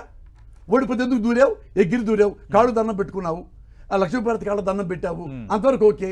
అక్కడ నుంచి మళ్ళీ అక్కడ ఉన్న ఎమ్మెల్యేలు కొనేసేసి ఆయన చెప్పులతో కొట్టించి బయటికి వెళ్ళగొట్టాడు. ఇలాంటి క్రూయల్ కాండక్ట్లెస్, క్యారెక్టర్లెస్ పొలిటీషియన్ ని మనం ఏమి చేయగలం? మరి ఇంకా అన్ని చెప్తాడు అబద్ధాలు. రామారావు కూడా దొంగ అన్నాడు కదా, రామారావుని వెదవన్నాడు కదా. రామారావుకి విలువలు లేవు. చూడండి, ఇండియా టుడే బుక్ చూసుకోండి, తెలుగులో వర్షన్ ఉంది. అమర్నాథ్ కే మీనన్ సీనియర్ జర్నలిస్ట్ రాశాడు, రామారావుకి విలువలు లేవు.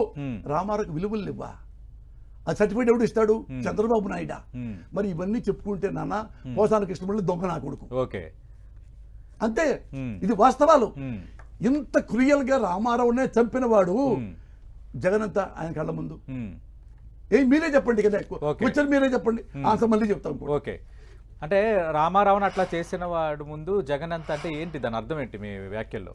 అంటే రామారావునే అక్కడ చేరి పిల్లిలాగా ఆ ఎమ్మెల్యేలని అందరు మేనేజ్ చేసుకొని వాళ్ళకి 100 కోట్లు డబ్బులు ఇచ్చి రామారావుని చెప్పుతో కొట్టి బయటికి వెళ్ళకొచ్చి ముఖ్యమంత్రి అయిన వాడిని.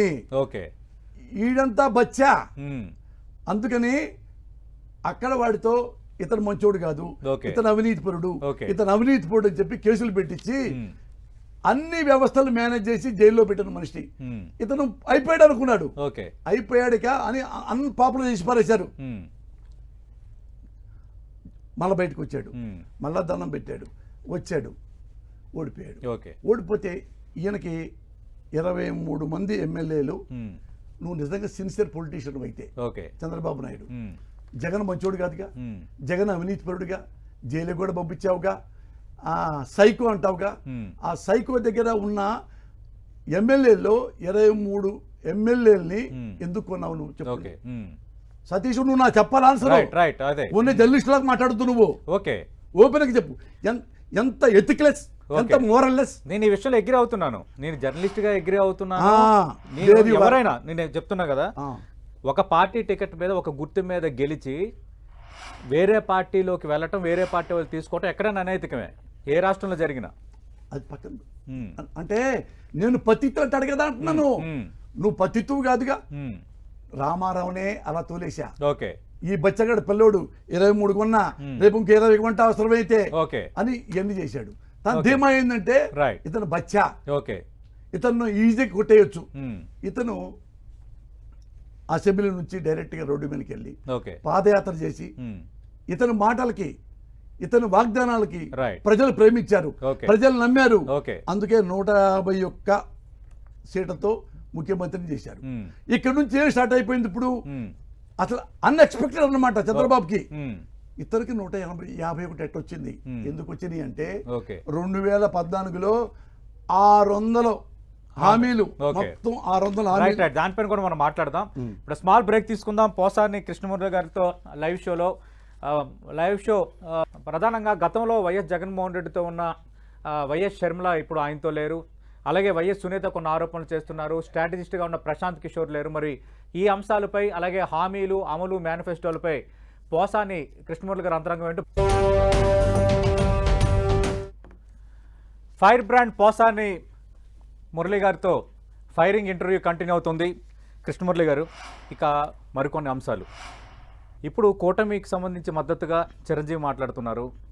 పిఠాపురంలో తమ్ముడు తరపున ప్రచారం కూడా చేస్తూ ఉంటున్నారు. దానిపై మీ కామెంట్ ఏంటి? చేయొచ్చు.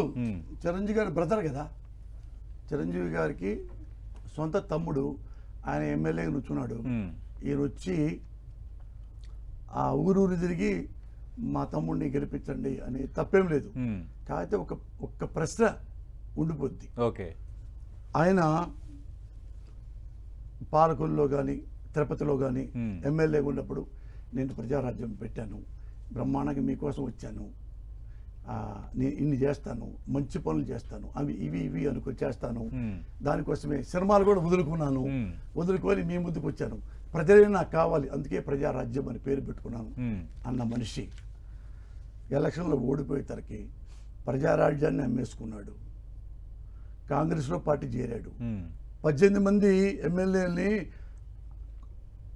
అమ్ముడు పోవడానికి ఇవి కోడి పిల్లలు కాదు, పులి పిల్లలు అన్నవాడు చిరంజీవి గారు. అయితే ఆ 18 మందిని బయటకు పంపించేశాడు. ఈయన కాంగ్రెస్ పంపించేశాడు. ఈయన కాంగ్రెస్ సభ్యుడైపోయాడు. కాంగ్రెస్లో ఇది ప్రజారాజ్యం పోయింది, ఆఫీస్ పోయింది, ప్రజారాజ్యం పార్టీని కూడా అమ్మేసుకోవడం జరిగింది. అమ్మేసుకుంటే కదా నీకు రాజ్యసభ వచ్చేది. తర్వాత సహాయ మంత్రి వచ్చాడు. ఆ తర్వాత వద్దు, నాకు రాజకీయాలే వద్దు, ఇది మనకు సరిపడదు అనుకున్నారు. ఇప్పుడు మళ్ళీ అక్కడికి వెళ్ళి పిఠాపురం వెళ్ళి ఆ జనం మధ్యకి వెళ్ళి నువ్వు మీ తమ్ముడు పక్కన పెట్టుకొని ఏం చెప్పాలనుకున్నావు? ఇది మా పవన్ కళ్యాణ్ మీకు బాగా సేవ చేస్తాడు, మీకోసం ఏమైనా చేసి పెడతాడు, మంచివాడు, వాడు కోటేయండి. నువ్వెందుకు చేయలే? నువ్వు మంచివాడివిగా, మరి నువ్వు ఇలాగే అన్నావు కదా. ఇదే మాటలు పవన్ కళ్యాణ్కి అన్నావు, ఆ తర్వాత నాకు అన్నావు. అంతకుముందు అంతే తేడా. నువ్వు ఇక్కడ తిరిగావు, తిరుపతి వెళ్ళావు, అన్ని తిరిగావు. ఇలాగే ఇప్పుడు ఎట్టయితే నువ్వు పిఠాపురం వెళ్ళి మీ తమ్ముడు చెవి తెలుసుకున్నావు, అలా నువ్వు చేసావు కదా. చేసి నువ్వు పార్టీని మూసేసుకుని అమ్మేసుకున్నావు కదా. మరి నీ మాట ఎందుకు నమ్మాలి ప్రజలు? ఇదే ప్రజలను కదా నువ్వు మోసం చేసావు. మళ్ళీ అదే ప్రజల దగ్గరికి వచ్చి సిన్సియర్గా నువ్వు ఎట్లా మాట్లాడతావు అనేది ఒక క్వశ్చన్ నాకు. ఒక క్వశ్చన్ తప్పే ఉంది. ఇప్పుడు లేదు నేను పనికి రాలేదు రాజకీయాల్లోకి, మా అబ్బాయి పని తమ్ముడు పనికి వస్తాడా, ఓకే, ఇట్స్ ఓకే. మనం దానికన్నా మనం చేయలేం. రైట్. అంటే గత ఎన్నికల్లో వైఎస్ జగన్మోహన్ రెడ్డితో ఉన్న సోదరి వైఎస్ షర్మిల ఇప్పుడు ఆమె కాంగ్రెస్ పార్టీ అధ్యక్షురాలుగా ఆమె పోటీ చేస్తున్నారు. బ్రదర్ పైన వైఎస్ఆర్ కాంగ్రెస్ పార్టీ పైన ఏ స్థాయిలో మాట్లాడుతున్నారు మనం చూసాం. దానిపై ఏమంటారు? ఇప్పుడు ఏంటంటే ఈ విపక్షాలు చేస్తున్న ఆరోపణలను ఆమె ఇంకొంచెం డోస్ పెంచి మాట్లాడుతున్నారు. ఇప్పుడు ఎన్టీ రామారావుని అన్పాపులర్ చేయడానికి ది గ్రేట్ చంద్రబాబు నాయుడు వాళ్ళ కుటుంబ సభ్యులను అందరినీ బాగు చేసుకున్నాడు, ఏదో తాయిలం పెట్టి. అయితే NT Rama Rao great father, great politician, honest fellow. అలాంటి వాడిని ఇతను వెన్నుపోటు పొడుస్తుంటే చెప్పుతో కొట్టినా కానీ వాళ్ళందరూ కూడా ఎందుకు ఫాదర్కి ఎగనెస్ట్ అయ్యారు? కొడుకులు కూతుళ్ళు ఎందుకు ఎగనెస్ట్ అయ్యారు? కోడళ్ళు ఎందుకు ఎగనెస్ట్ అయ్యారు? అల్లుళ్ళు ఎందుకు ఎగనెస్ట్ అయ్యారు? మీరు చెప్పండి, ఆన్సర్ ఉంటుందేమో. ఆశ. దగ్గుపాటి గారు నేను ముఖ్యమంత్రి అవుతా, నువ్వు డిప్యూటీ ముఖ్యమంత్రి ఇస్తానని చెప్పాడు చంద్రబాబు. ఈయన నమ్మాడు. పురంధేశ్వరి గారు కూడా నమ్మేశారు, మా ఆయనకి డిప్యూటీ చీఫ్ మినిస్టర్ అవుతాడు కదా అని. రామారావు కుటుంబ సభ్యులు మొత్తం వ్యతిరేకించి వాళ్ళు విమర్శించారంటే దేర్ ఇస్ ద మ్యాటర్. ఇవి పాలిటిక్స్ లో ఎథిక్స్ లేవు. కొంతమందిలో ఎథిక్స్ ఉండవు, విలువలు ఉండవు, అవే మానవత్వాలు ఉండవు. ఇప్పుడు ఫాదర్ ముఖ్యమా, నెనగా మొన్న వచ్చినట్టు ఒక బావ ముఖ్యమా, ఒక మరిది ముఖ్యమా? అదే ఈ పార్టీ పెట్టింది మా నాన్న కదా, మా బావతో కలిపి పెట్టలేదు కదా. మా బావ ఎక్కడో కాంగ్రెస్లో ఓడిపోయాడు కదా, అతనే గోడ దూకి మా నాన్న కాళ్ళ పట్టుకొని ఇప్పుడు మా నాన్నే బయటికి నెడుతున్నాడా, రాస్కెల్ అని అంటారనుకున్నా నేను. అంత గొప్ప ఫాదర్, అంత గొప్ప సన్సు, అంత గొప్ప కూతుళ్ళు అనుకున్నా. కానీ ఏమైంది? Just like Sharmila. ఏది వాళ్ళు కూడా రామారావుని తిట్టారు. ఏది వెన్నుపోటు పొడిచిన వాడే మంచోడు అన్నారు, చెప్పు కొట్టినా చంద్రబాబే మంచోడు అన్నారు. ఇప్పుడు కొత్తగా ఆశ్చర్యం ఏమి లేదు. ఇది వాళ్ళనే రామారావు కొడుకుల్ని, రామారావు కోడల్ని వాళ్ళనే తీసి పక్కన పడేసినోడు షర్మిలను పక్కన పడేయడా చంద్రబాబు నాయుడు?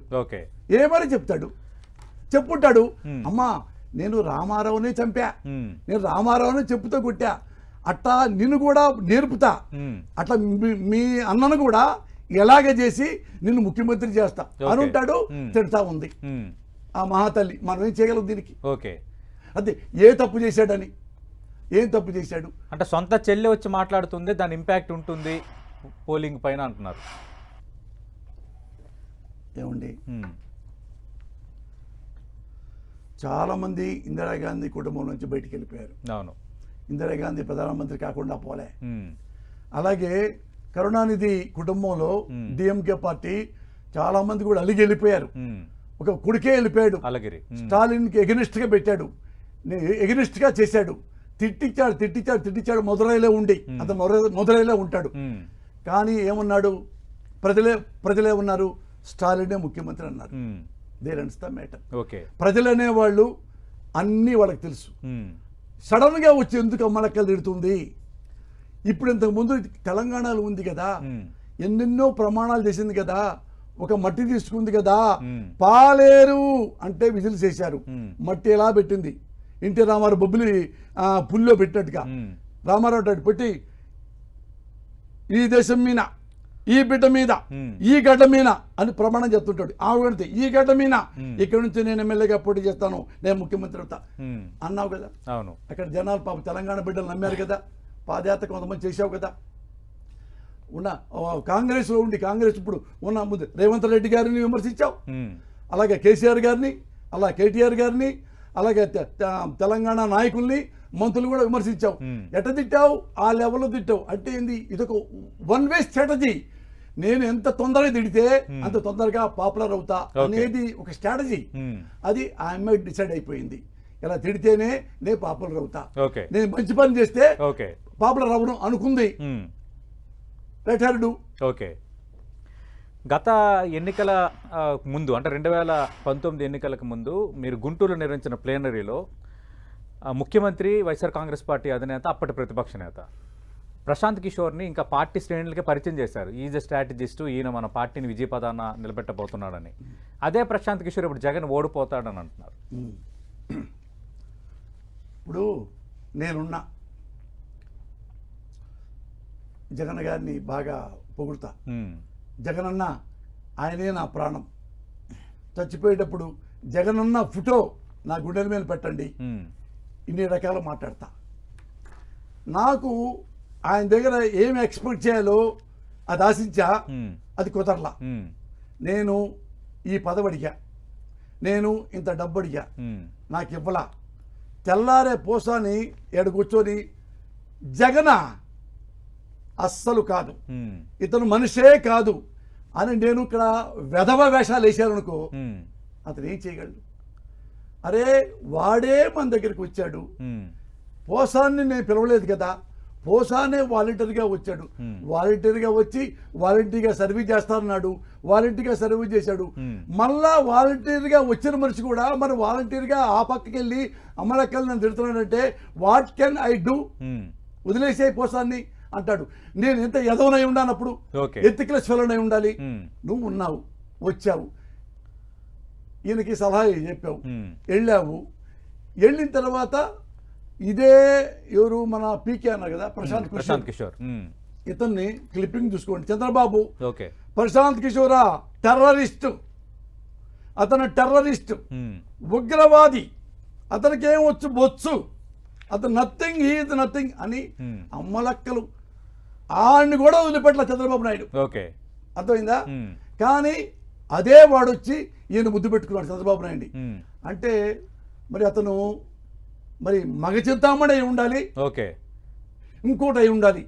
పీకే అనేవాడు అంత ఘోరంగా తిడితే మనకి అంటే అంటే ఆయన స్ట్రాటజిస్ట్ గా చాలా రాష్ట్రాలకు సంబంధించి జోస్యాలు చెప్తుంటాడు కదా, చాలా ఓడిపోయాడు కదా, పార్టీలు కూడా పనిచేస్తుంటాడు, చాలా ఓడిపోయాడు కదా, చాలా ఓడిపోయాడు కదా, అందుకు గెలిచాడా? ఎవడో చెప్తా, నేను కూడా చెప్తా. నేను ఓటేసిన వాడల్లా గెలిచాడు, ఆల్మోస్ట్ ఓటేసి అందరూ గెలిచారు. ఎప్పుడు మోడీకి ఎత్తా, ఎప్పుడు ఒకసారి కేసీఆర్ గారికి వేసా, ఇంకోసారి కేసీఆర్ వేసా, ఒకసారి వైఎస్ఆర్ వేసా, ఒకసారి ఇంకోటికి వేసా, ఒకసారి రామారావు వేసా, చాలా 90% గెలిచారు. అంటే నేను స్ట్రాటజిస్ట్నా? ఏదో నడుకొచ్చింది ఆపుతా. నువ్వు పలానా విధంగా వస్తే గెలుస్తావు అనుకుంటే ఆడే ముఖ్యమంత్రి అయ్యాడుగా, పీకే ముఖ్యమంత్రి అయ్యాడు కదన్నా. బీహార్లో జేడీయూలో చేరని మళ్ళీ బయటకు వచ్చేసాడు అన్నా. ఇది ఒక చిలక జోస్యం.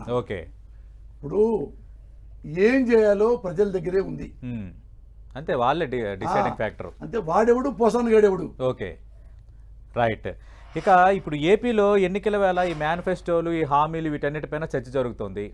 కానీ మనం గత వారం రోజులుగా చూస్తే ఈ ఏపీ ల్యాండ్ టైటిలింగ్ యాక్ట్ మీద బాగా దుమారం రేగుతుంది.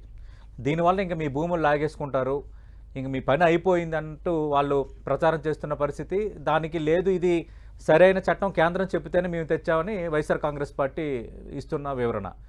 ఈ వివాదంపై మీ కామెంట్ ఏంటి? కాదు సతీష్, ఇప్పుడు కేంద్రం ఒక రైతుల కోసం ఈ చట్టం తెస్తే రైతులు చాలా రక్షణగా ఉంటారు. అంతకుముందు రకరకాలుగా ఒక 20 ఏళ్ళు వరకు కౌలుకి ఇచ్చామనుకో, 21వ సంవత్సరంలో అది నాదే అంటారు. వచ్చింది కదా పుట్లో, దున్నేవాడితే భూమి.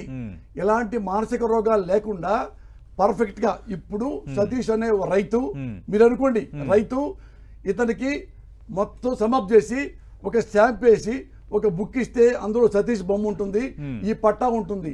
ఈ పట్టా తీసుకొని నువ్వు అమెరికా వెళ్ళి 30 ఏళ్ళు ఉన్నా సరే అక్కడ తిరిగి వచ్చినా నీ పొలం నీకే ఉంటుంది. అది గొప్పగా కేంద్రం పెట్టింది. దానికి మనోడు నోరెత్తల చంద్రబాబు నాయుడు ఎంబడే చెప్పాలిగా. నువ్వు మోడీ మొత్తం లాగేసుకునేలాగా ఉన్నాడు. ఎందుకు చెప్పాడు ఇక్కడ? ఎందుకు చెప్పాడు జగన్ గారు? జగన్ గారు ఇది ఈ చట్టం తెస్తున్నాడా? జగన్ గారు ఈ విధానాన్ని ప్రకటించాడా? జగన్ గారు కూడా ఏం చెప్పాడు? ఇలాగ చాలా డిస్ప్యూట్స్ ఉన్నాయి కాబట్టే కదా ఆయన చేసుకుంటూ వస్తున్నాడు. చుక్కల భూమి చేశాడా? అసైన్డ్ భూమి 10 ఏళ్ళు 15 ఏళ్ళు వాళ్ళ చేతిలో ఉంటది. కానీ వాళ్ళు గరీబ్గా ఉంటారు, పేదోళ్ళుగా. దీన్ని అమ్ముకుంటే 15 లక్షలు వస్తాయి. పిల్లకి పెళ్లి చేయొచ్చు, పిల్లాడికి పెళ్లి చేయొచ్చు, మనం సంతోషంగా ఉండొచ్చు. అది కూడా లేకుండా చేశారు కదా. అదేం చేశాడు? అసైన్డ్ భూమి మీకు ఇచ్చినప్పుడు మీరు ఏమైనా చేసుకోండి. ఎంత గొప్ప విధానం. అలాగే చుక్కల భూమి ప్రామిస్ ఉంది, అదంతా క్లియర్ చేశాడు జగన్మోహన్ రెడ్డి గారు. ఎంత మంచిగా చేశారు. ఏం తప్పు చేశాడు చెప్పండి? ఇప్పుడేమంటున్నాడు ఇక్కడంట మొత్తం పొలాలు లాగేసుకున్నాడంట. ఎవరు లాగేసుకుంటాడు అని? ఏమండి ఒకటి నేను చెప్తా కదండి, పొలాలు ఎవరు లాగేసుకుంటారు అని చెప్తా. అమరావతి వచ్చింది. అమరావతి వస్తే అందరూ విజయవాడ వచ్చారు. రావాలి కదా. జగన్మోహన్ రెడ్డి గారు వచ్చి ఒక ఇల్లు కొనుక్కున్నాడు, అంతే. ఇల్లు కట్టుకున్నాడు, ఇల్లు పెట్టుకొని స్థలం కొనుక్కొని ఇల్లు కట్టుకున్నాడు. ఆ ఇంట్లో ఉంటున్నాడు. ఇక ఆంధ్రప్రదేశ్లో రాజకీయాలు కాబట్టి. తర్వాత అందరూ కొనేసి పారేస్తున్నారు. ఎక్కువ టీడీపీ వాళ్ళు వీళ్ళు చంద్రబాబు వాళ్ళు మొత్తం. ఈయన ఒక్క ఎకరం కూడా పొలం కొల్ల. లాగేసుకునేవాడు, పొలాల మీద బతికేవాడు, రైతుల్ని తక్కువ రేట్లో పొలం తీసుకొని బాగుపడే మెంటాలిటీ ఆయన కాదు. ఆయన ఎకరం కొల్ల. ఇప్పుడు వైజాగ్ వెళ్తున్నాం అనుకున్నాం కదా, వైజాగ్లో కూడా ఒక ఎకరం కొల్ల కొనకుండా ఆ ఇంట్లో కూర్చొనే అక్కడే రాజకీయాలు చేసుకున్నాడు. ఇప్పుడు వాగింది ఎవరు? చంద్రబాబు కదా. అతను పొలాలు లాగేస్తాడని చెప్పి పొలాలు లాగేసింది ఎవడు? చంద్రబాబు. అతని స్ట్రాటజీ ఏంటి తెలుసా? ఒక దొంగ పని చేస్తే వాడే దొంగ అంటాడు. అతను అమరావతి వచ్చారా, హెరిటేజ్ భూమి మీద రాంగులో పెట్టి వాళ్ళ ఆవిడ భువనేశ్వర్ గారి మీద పొలాలు, వాళ్ళ కోడలు బ్రహ్మిణి అక్కడ కూడా అమెరికా పొలాలు, అమరావతి పొలాలు, ఇంకో వాళ్ళ కంపెనీ మీద పొలాలు. ఎక్కడ పడితే అక్కడ పొలాలు నీ కుటుంబం కొనేసింది రైతుల దగ్గర తక్కువ రేటుతో. మరి నువ్వు దొంగవా, జగన్ దొంగవా? నువ్వే చెప్పు. అంటే మేము అధికారంలోకి వస్తే మళ్ళీ అమరావతి రాజధాని చెప్తున్నారు వాళ్ళు. సార్, నువ్వు అధికారంలోకి వచ్చిన తర్వాత అమరావతి ఇక్కడికి వస్తుందా? ఆయన గెలవండి ఫస్ట్.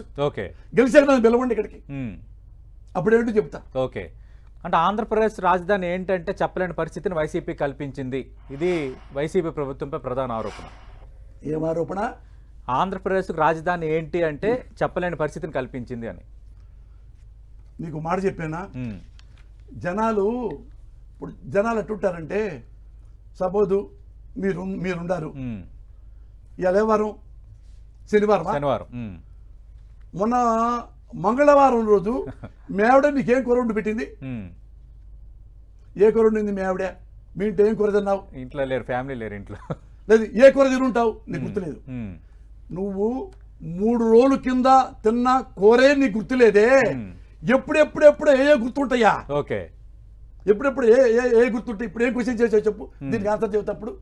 మర్చిపోవటం అని కాదు. మర్చిపోవటం అంటే ఏంటంటే, ఇదే అమరావతిలో ఇదే చంద్రబాబు నాయుడు ముఖ్యమంత్రిగా ఉండి శివరామకృష్ణ కమిషన్ పెద్దదేసి ఇక్కడ ఈ సాయిల్ పనికొస్తుందా లేదా రాజధానికి అంటే వాళ్ళు ఎన్నో నెలలు తిరిగి ఒక రిపోర్ట్ ఇచ్చారు. ముఖ్యమంత్రి గారు ఈ సాయిల్ పనికిరాదు, ఇక్కడ రాజధాని పెట్టకూడదు అని చెప్పాడు. ఆనర్ చేయాలిగా. దాన్ని తీసి డబ్బాలో పెట్టి మళ్ళా వాళ్ళ మనుషులను పెట్టుకొని ఈ నారాయణని ఇంకో పుల్లారావు నారాయణ పెట్టుకొని నువ్వు కట్టడం మొదలు పెట్టావు. ఎందుకు కొడుతున్నావు? ఒక మేధావి, ఒక జడ్జి, పెద్దవాళ్ళు, చదువుకున్న వాళ్ళు, సాయిల్ మీద అనుభవం ఉన్నవాళ్ళు, వాళ్ళు నో సాయిల్ పనికిరాదు, రాజధాని పనికిరాదు అన్నప్పుడు ఎందుకు కడుతున్నావు నువ్వు చెప్పు సతీష్ ఆన్సర్. ఎందుకు బలుపా అంటే ఏంది? అప్పటికి ఏం జరిగిందంటే వీళ్ళందరూ కొనేశారు. ఒక్కొక్కడు పందికొక్కుల్లా దాని మీద పడిపోయి కొన్ని 100,000 ఎకరాలు టీడీపీ వాళ్ళు, నాయకులు, వాళ్ళ తాలూకు, వాళ్ళ కుటుంబాలు మొత్తం కొనేశారు. అంటే అసెంబ్లీలో ప్రతిపక్ష నేతగా జగన్ సమర్థించారు కదా అన్న అంశాన్ని వాళ్ళు తెర ముందుకు తెస్తున్నారు. జగన్ గారు ఏమన్నాడు? నేను సరే, మీ ఇప్పుడు ఒక అంత అమాయకుడు జగన్.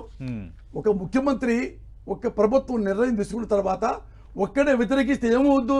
ఓకే, అంత అమ్మాయి కూడా మీరు చేయండి, ఓకే చేయండి, కానీ ఈడ 2-3 పంటలు పండే పొలం ఉంది, అవి పక్కన పెట్టి రైతులను మోసం చేయకుండా ప్రభుత్వ భూముల్ని ముందు తీసుకోండి అని అన్నాడు కదా. మరి చేయలేదే. ఈ ముఖ్య చెబుతున్నావు అంటే ఏదో అంటారు చూడు, అశ్వత్థామా అత కుంజరా అంటారే, ఇవన్నీ మాట్లాడరు. ఈ ముక్క చెప్పి మిగతా ముక్క అది మాట్లాడదు చంద్రబాబు. మరి ఎందుకంటే పై కొన్నారయ్యా అందరూ, నేను కూడా కొనాలి. ఇది సీక్రెట్, మాట చెప్తా, ఓపెన్ సీక్రెట్. ఇది కొన్నారు మీరు, అమరావతిలో మీరు కూడా కొన్నారు. ఏం వల్ల అంత పిచ్చి నా కొడుకుని కాదు నేను, అంత దుర్మార్గుడిని కాదు. నాకు ఇక 8-7 నెలల్లో ఇది వస్తుంది అన్నది నాకు తెలుసు. రామోజీరావు గారు చంద్రబాబు గారు కలిసి నిర్ణయం తీసుకొని గుంటూరు నుంచి విజయవాడ మధ్యలో ఇది మనం ఫిక్స్ అని గీసుకున్నారు. అప్పుడు ఆపరేషన్ దుర్యోధన సినిమా తీస్తున్నా. వాళ్ళు అక్కడ ఆయన ఉన్నాడు పాండురంగారావు గారని, రామోజీరావు గారి దగ్గర మొత్తం ఫిల్మ్ సిటీకి చీఫ్ సెక్యూరిటీ హెడ్, పెద్ద ఆయన. రామోజీకి బాగా ఫ్రెండ్ రోజుగా. అది అయిపోయిన తర్వాత మీటింగ్ అప్పుడు అయిపోయింది 7 నెలల కిందట. ఏది అమరావతి అనుకోక ముందు అంటే ఇది అనుకున్న తర్వాత నా దగ్గరికి వచ్చాడు, తమ్ముడు ఆనందంలో వేషం ఇచ్చాను, దుర్యోధనలో వేషం ఇచ్చా. ఆనందం ఇప్పుడు తమ్ముడు ఇంకా 6 నెలల్లో అమరావతి అనౌన్స్ చేస్తారు, నువ్వు వెళ్ళి 5-6 ఎకరాలు కొనుక్కో, ఇప్పుడు చీప్ అయిపోయింది, తర్వాత కోట్లు అవుతాయి. నేనే నవ్వి అన్నాను, ఇప్పుడు కూడా పాండు గారు ఉన్నారు, హైదరాబాద్ చూసుకోండి అన్నా, దేవుడు మనకి ఇవ్వాలి, అంతేగాని రైతులు మోసం చేసి ఇప్పుడే ₹1,00,000 కొనేసి రేపు 6 నెలల తర్వాత అమ్మ నా కొడుకు పోస్తాను కానీ ముందు తెలిసి ఉంటుందిరా, ఇన్ని ఎకరాలు కొనేశాడు, అట్లాంటి నాకు వద్దన్నా, నా కష్టపడి డబ్బులు చాలు, తల్లి సాక్షికి ఇదే అన్న అని ఒక్క సెంటు కూడా నేను కొనలా. ఒక్క సెంటు కూడా నేను కొనలేదు నాన్న. మరి కొనదేవుడు అంత వీళ్ళే. అది చంద్రబాబు కొనుక్కున్నాడు కదా, వాళ్ళ పిల్లల పేర కోడల పేర. మరి ఎవడు మోసగాడు అన్న? ఎవడు మోసగాడు చెప్పు నువ్వు? ఇంకేం చెప్పాలి వాళ్ళ గురించి? అన్ని అదో పనులన్నీ వాళ్ళే చేస్తారు. ఇప్పుడేంటి చెప్పంటారా, ఎక్కడే ఉండదు, ఇక్కడే ఉంటుంది అమరావతి. ఎవరినండి బాగా మోసం చేసేది వీళ్ళని? వీళ్ళు అన్న, ఇతనికి అమరావతి మీద, రైతుల మీద, కమ్మ రైతుల మీద ముఖ్యంగా పాపం వాళ్ళు ప్రేమ ఉంటే, ఒక ఎగ్జాంపుల్ చెబుతాం. అది వినాలి మీరు. గన్నవరం ఉంది కదా, గన్నవరం దగ్గర విలేజ్ ఉంది. ఆ విలేజ్ పక్కన ఇంటర్నేషనల్ ఎయిర్పోర్ట్కి ఏమో ఎక్స్టెన్షన్ చేయాలి, ఆ రైతుల పొలాలు తీసుకోవాలి. అందులో నిర్మాత అశ్విని దత్తు గారి పొలాలు ఉన్నాయి. ఎక్కడో కదా అది, ఎక్కడో గన్నవరం, విజయవాడ చాలా దూరం, అక్కడ విలేజ్. అక్కడ ఆయన పొలాలు తీసుకున్నారు. తీసుకున్నందుకు ఆయనకి ఎక్కడ ఎలాట్ చేయబోయారో తెలుసా? అమరావతి నడిపొడ్డులో అశ్విని దత్తు గారికి దాని తాలూకు ఇక్కడ ఈ ప్లేస్ ఇవ్వడానికి ఫిక్స్ అయిపోయారు. నాకు తెలిసింది, చెప్పా, గొడవైంది. అంటే అక్కడ మొత్తం కలిపితే ఒక 40-50 లక్షలు అయితే ఇక్కడ 200 కోట్లు అతనికి ఇవ్వబోయింది. అది చంద్రబాబు కూడా అంత లీక్ అయిపోయిన తర్వాత అది ఎక్కడెక్కడో మరి వాళ్ళు అయినప్పుడు మరి ఎక్కడో మనం ఎలికేట్ వాళ్ళకి ఇవ్వాలి కదా అన్న. నేను నా స్థలం జగ్గేపేటలో ఉంది, ఎక్కడో దూరంగా 5 ఎకరాలు. అది తీసుకుంటే అమరావతిలో ఇస్తారని అడుగునా? ఇది ఇంత మోసం ఆ రైతు సోదరులకి ఎందుకు తెలియటం లేదు? వాడు తెలిసినా చంద్రబాబు ఏం చేసినా ఓకేనా? ఇవన్నీ అబద్ధం కాదా? అది ఇక హామీల విషయానికి వస్తే సూపర్ 6 అంటున్నారు, మేనిఫెస్టోలో సంక్షేమ పథకాలు. మీరు వైఎస్ఆర్ కాంగ్రెస్ పార్టీ అమలుపరుస్తున్న కొన్ని సంక్షేమ పథకాల మోడల్ వాళ్ళు కూడా మేనిఫెస్టోలో ప్రకటించారు. అయితే ఈ సంక్షేమ పథకాలకు డబ్బులు ఎక్కడని మీరు ప్రశ్నిస్తున్నారు, కానీ చంద్రబాబు నాయుడికి సంపద సృష్టించడం తెలుసని కొందరు అంటున్నారు. అవును కదా, అటు అప్పులు తీరుస్తాడు, ఇటు సంక్షేమ పథకాలకు డబ్బు ఇవ్వగలడు, సంపద సృష్టించడంలో నేర్పడతాను చంద్రబాబు నాయుడుకి ఉంది. అవును కదా అంటున్నారు కొందరు. ఇప్పుడు 10 టీవీ కదా, ఇక్కడే నేను ఒక 24 అవర్స్ ఇక్కడే ఉంటా. ఇంట్లో దుప్పటి తెచ్చుకొని ఆ పక్కన ఆడపడుకుంటా, మీరు పని చేసుకుంటా ఉండండి. 24 గంటల్లో ఎప్పుడన్నా చంద్రబాబుతో మాట్లాడండి. నీ జీవితంలో ముఖ్యమంత్రిగా ఉన్న తర్వాత ₹1 అన్న సంపద సృష్టించావా?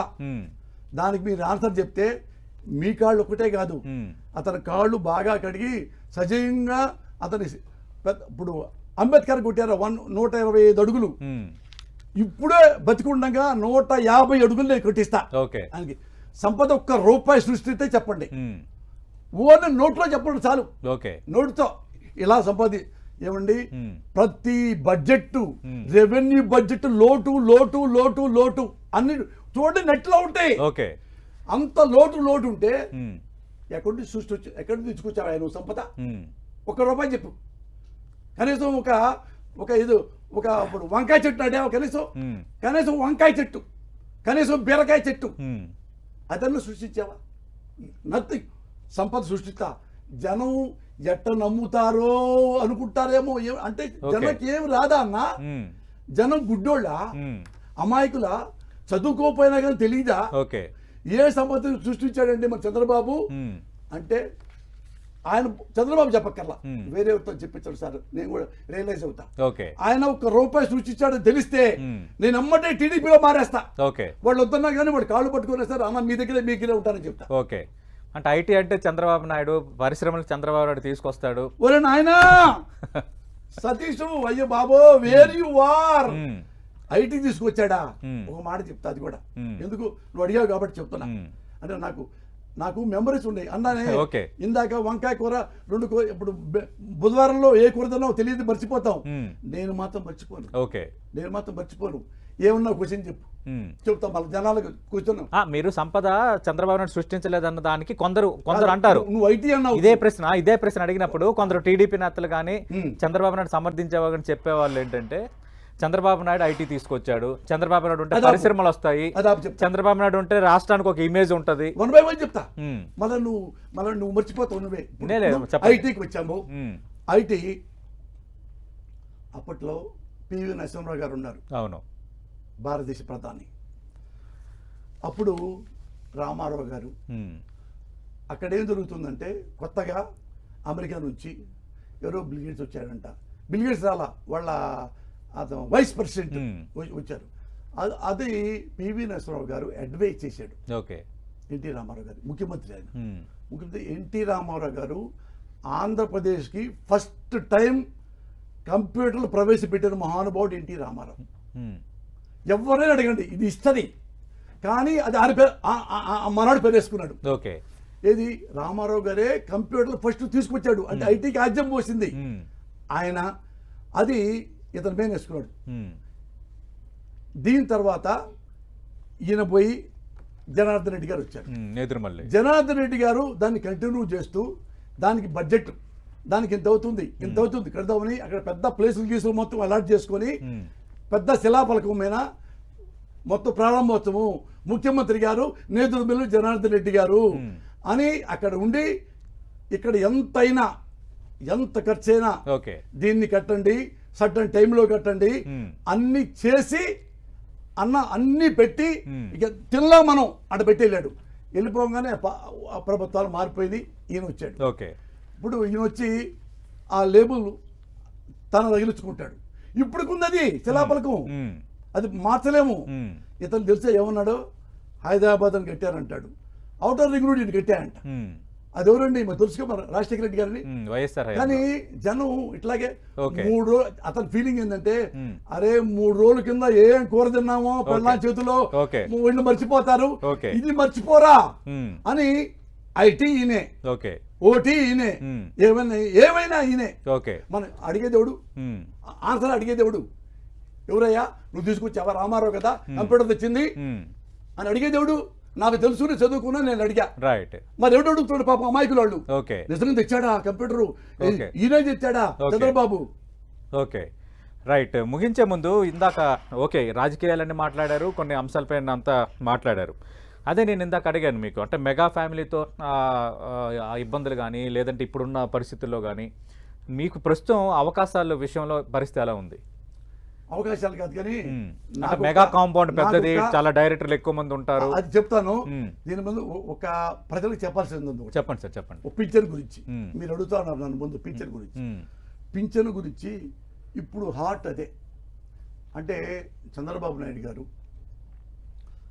ఈ పింఛను డైరెక్ట్గా వాళ్ళ ఇంటికి వచ్చి ఇంట్లో ఇస్తే వాళ్ళ ఇంప్రెషన్ మైండ్లో ఉండి జగన్బాబు ఇచ్చాడని జగన్కు ఓట్లేయటానికి చేస్తారేమో అని చెప్పి కుంటోళ్ళు, గుడ్డోళ్ళు, మెంటల్లీ హ్యాండిక్యాప్డ్, ఫిజికల్లీ హ్యాండిక్యాప్డ్, నడవలేని వాళ్ళు లక్షల్లో ఉన్నారు. వాళ్ళని తీసుకెళ్ళి సచివాలయంలోకో బ్యాంకులో నడుచుకుంటూ వెళ్ళి తెచ్చుకోండి పోండి అని చంద్రబాబు నాయుడు ఫిట్టింగ్ పెట్టాడు. అన్యాయంగా డజన్ల కొద్దీ నడవలేక వడదెబ్బ తగిలి చచ్చిపోయారు డబ్బుల కోసం. నేను అడుగుతాను నాన్న మీ ద్వారా, టెన్ టీవీ ద్వారా చాలా మంది చూస్తారు కాబట్టి, ఇప్పుడు చంద్రబాబు నాయుడు అవినీతి పనులు చేసి వేల కోట్లు సంపాదించి ప్రాథమిక సాక్ష్యాధారాలు కోర్టు జడ్జి చెప్పి జైలు పంపించారు. రాజమండ్రి జైల్లో ఉన్నాడు. రాజమండ్రి జైల్లో ఉండిన తర్వాత ఆయనకి గజ్జుందో, తామరుందో, దొరదుందో, ఏదో నాకు ఈ ప్రాబ్లం ఉంది, దీనివల్ల మన వేడిగా ఉంది, నాకు ఏసీ ఇవ్వండి అన్నాడు. జగన్ వద్దన్నాడా? అతను అవినీతి పరుడు, ఎందుకు ఏసీ ఇవ్వకూడదు, అలాగే పడుకోవాలి, రూల్స్ ఇది అన్నారా? మానవత్వంతో నిజంగా ఆయనకి ఏం ప్రాబ్లం ఉందో, స్కిన్ ప్రాబ్లం ఉందేమో అని చెప్పి నువ్వు ఏసీ తీసుకున్నావు కదా, ఏసీ తీసుకున్నావు, సంతోషంగా ఎంజాయ్ చేస్తున్నావు. నువ్వు నీకు ఒంటో బాగాలేదు గజ్జి దీనికి తన తర్వాతే నువ్వు ఏసీ ఏర్పాటు చేసుకున్నావే.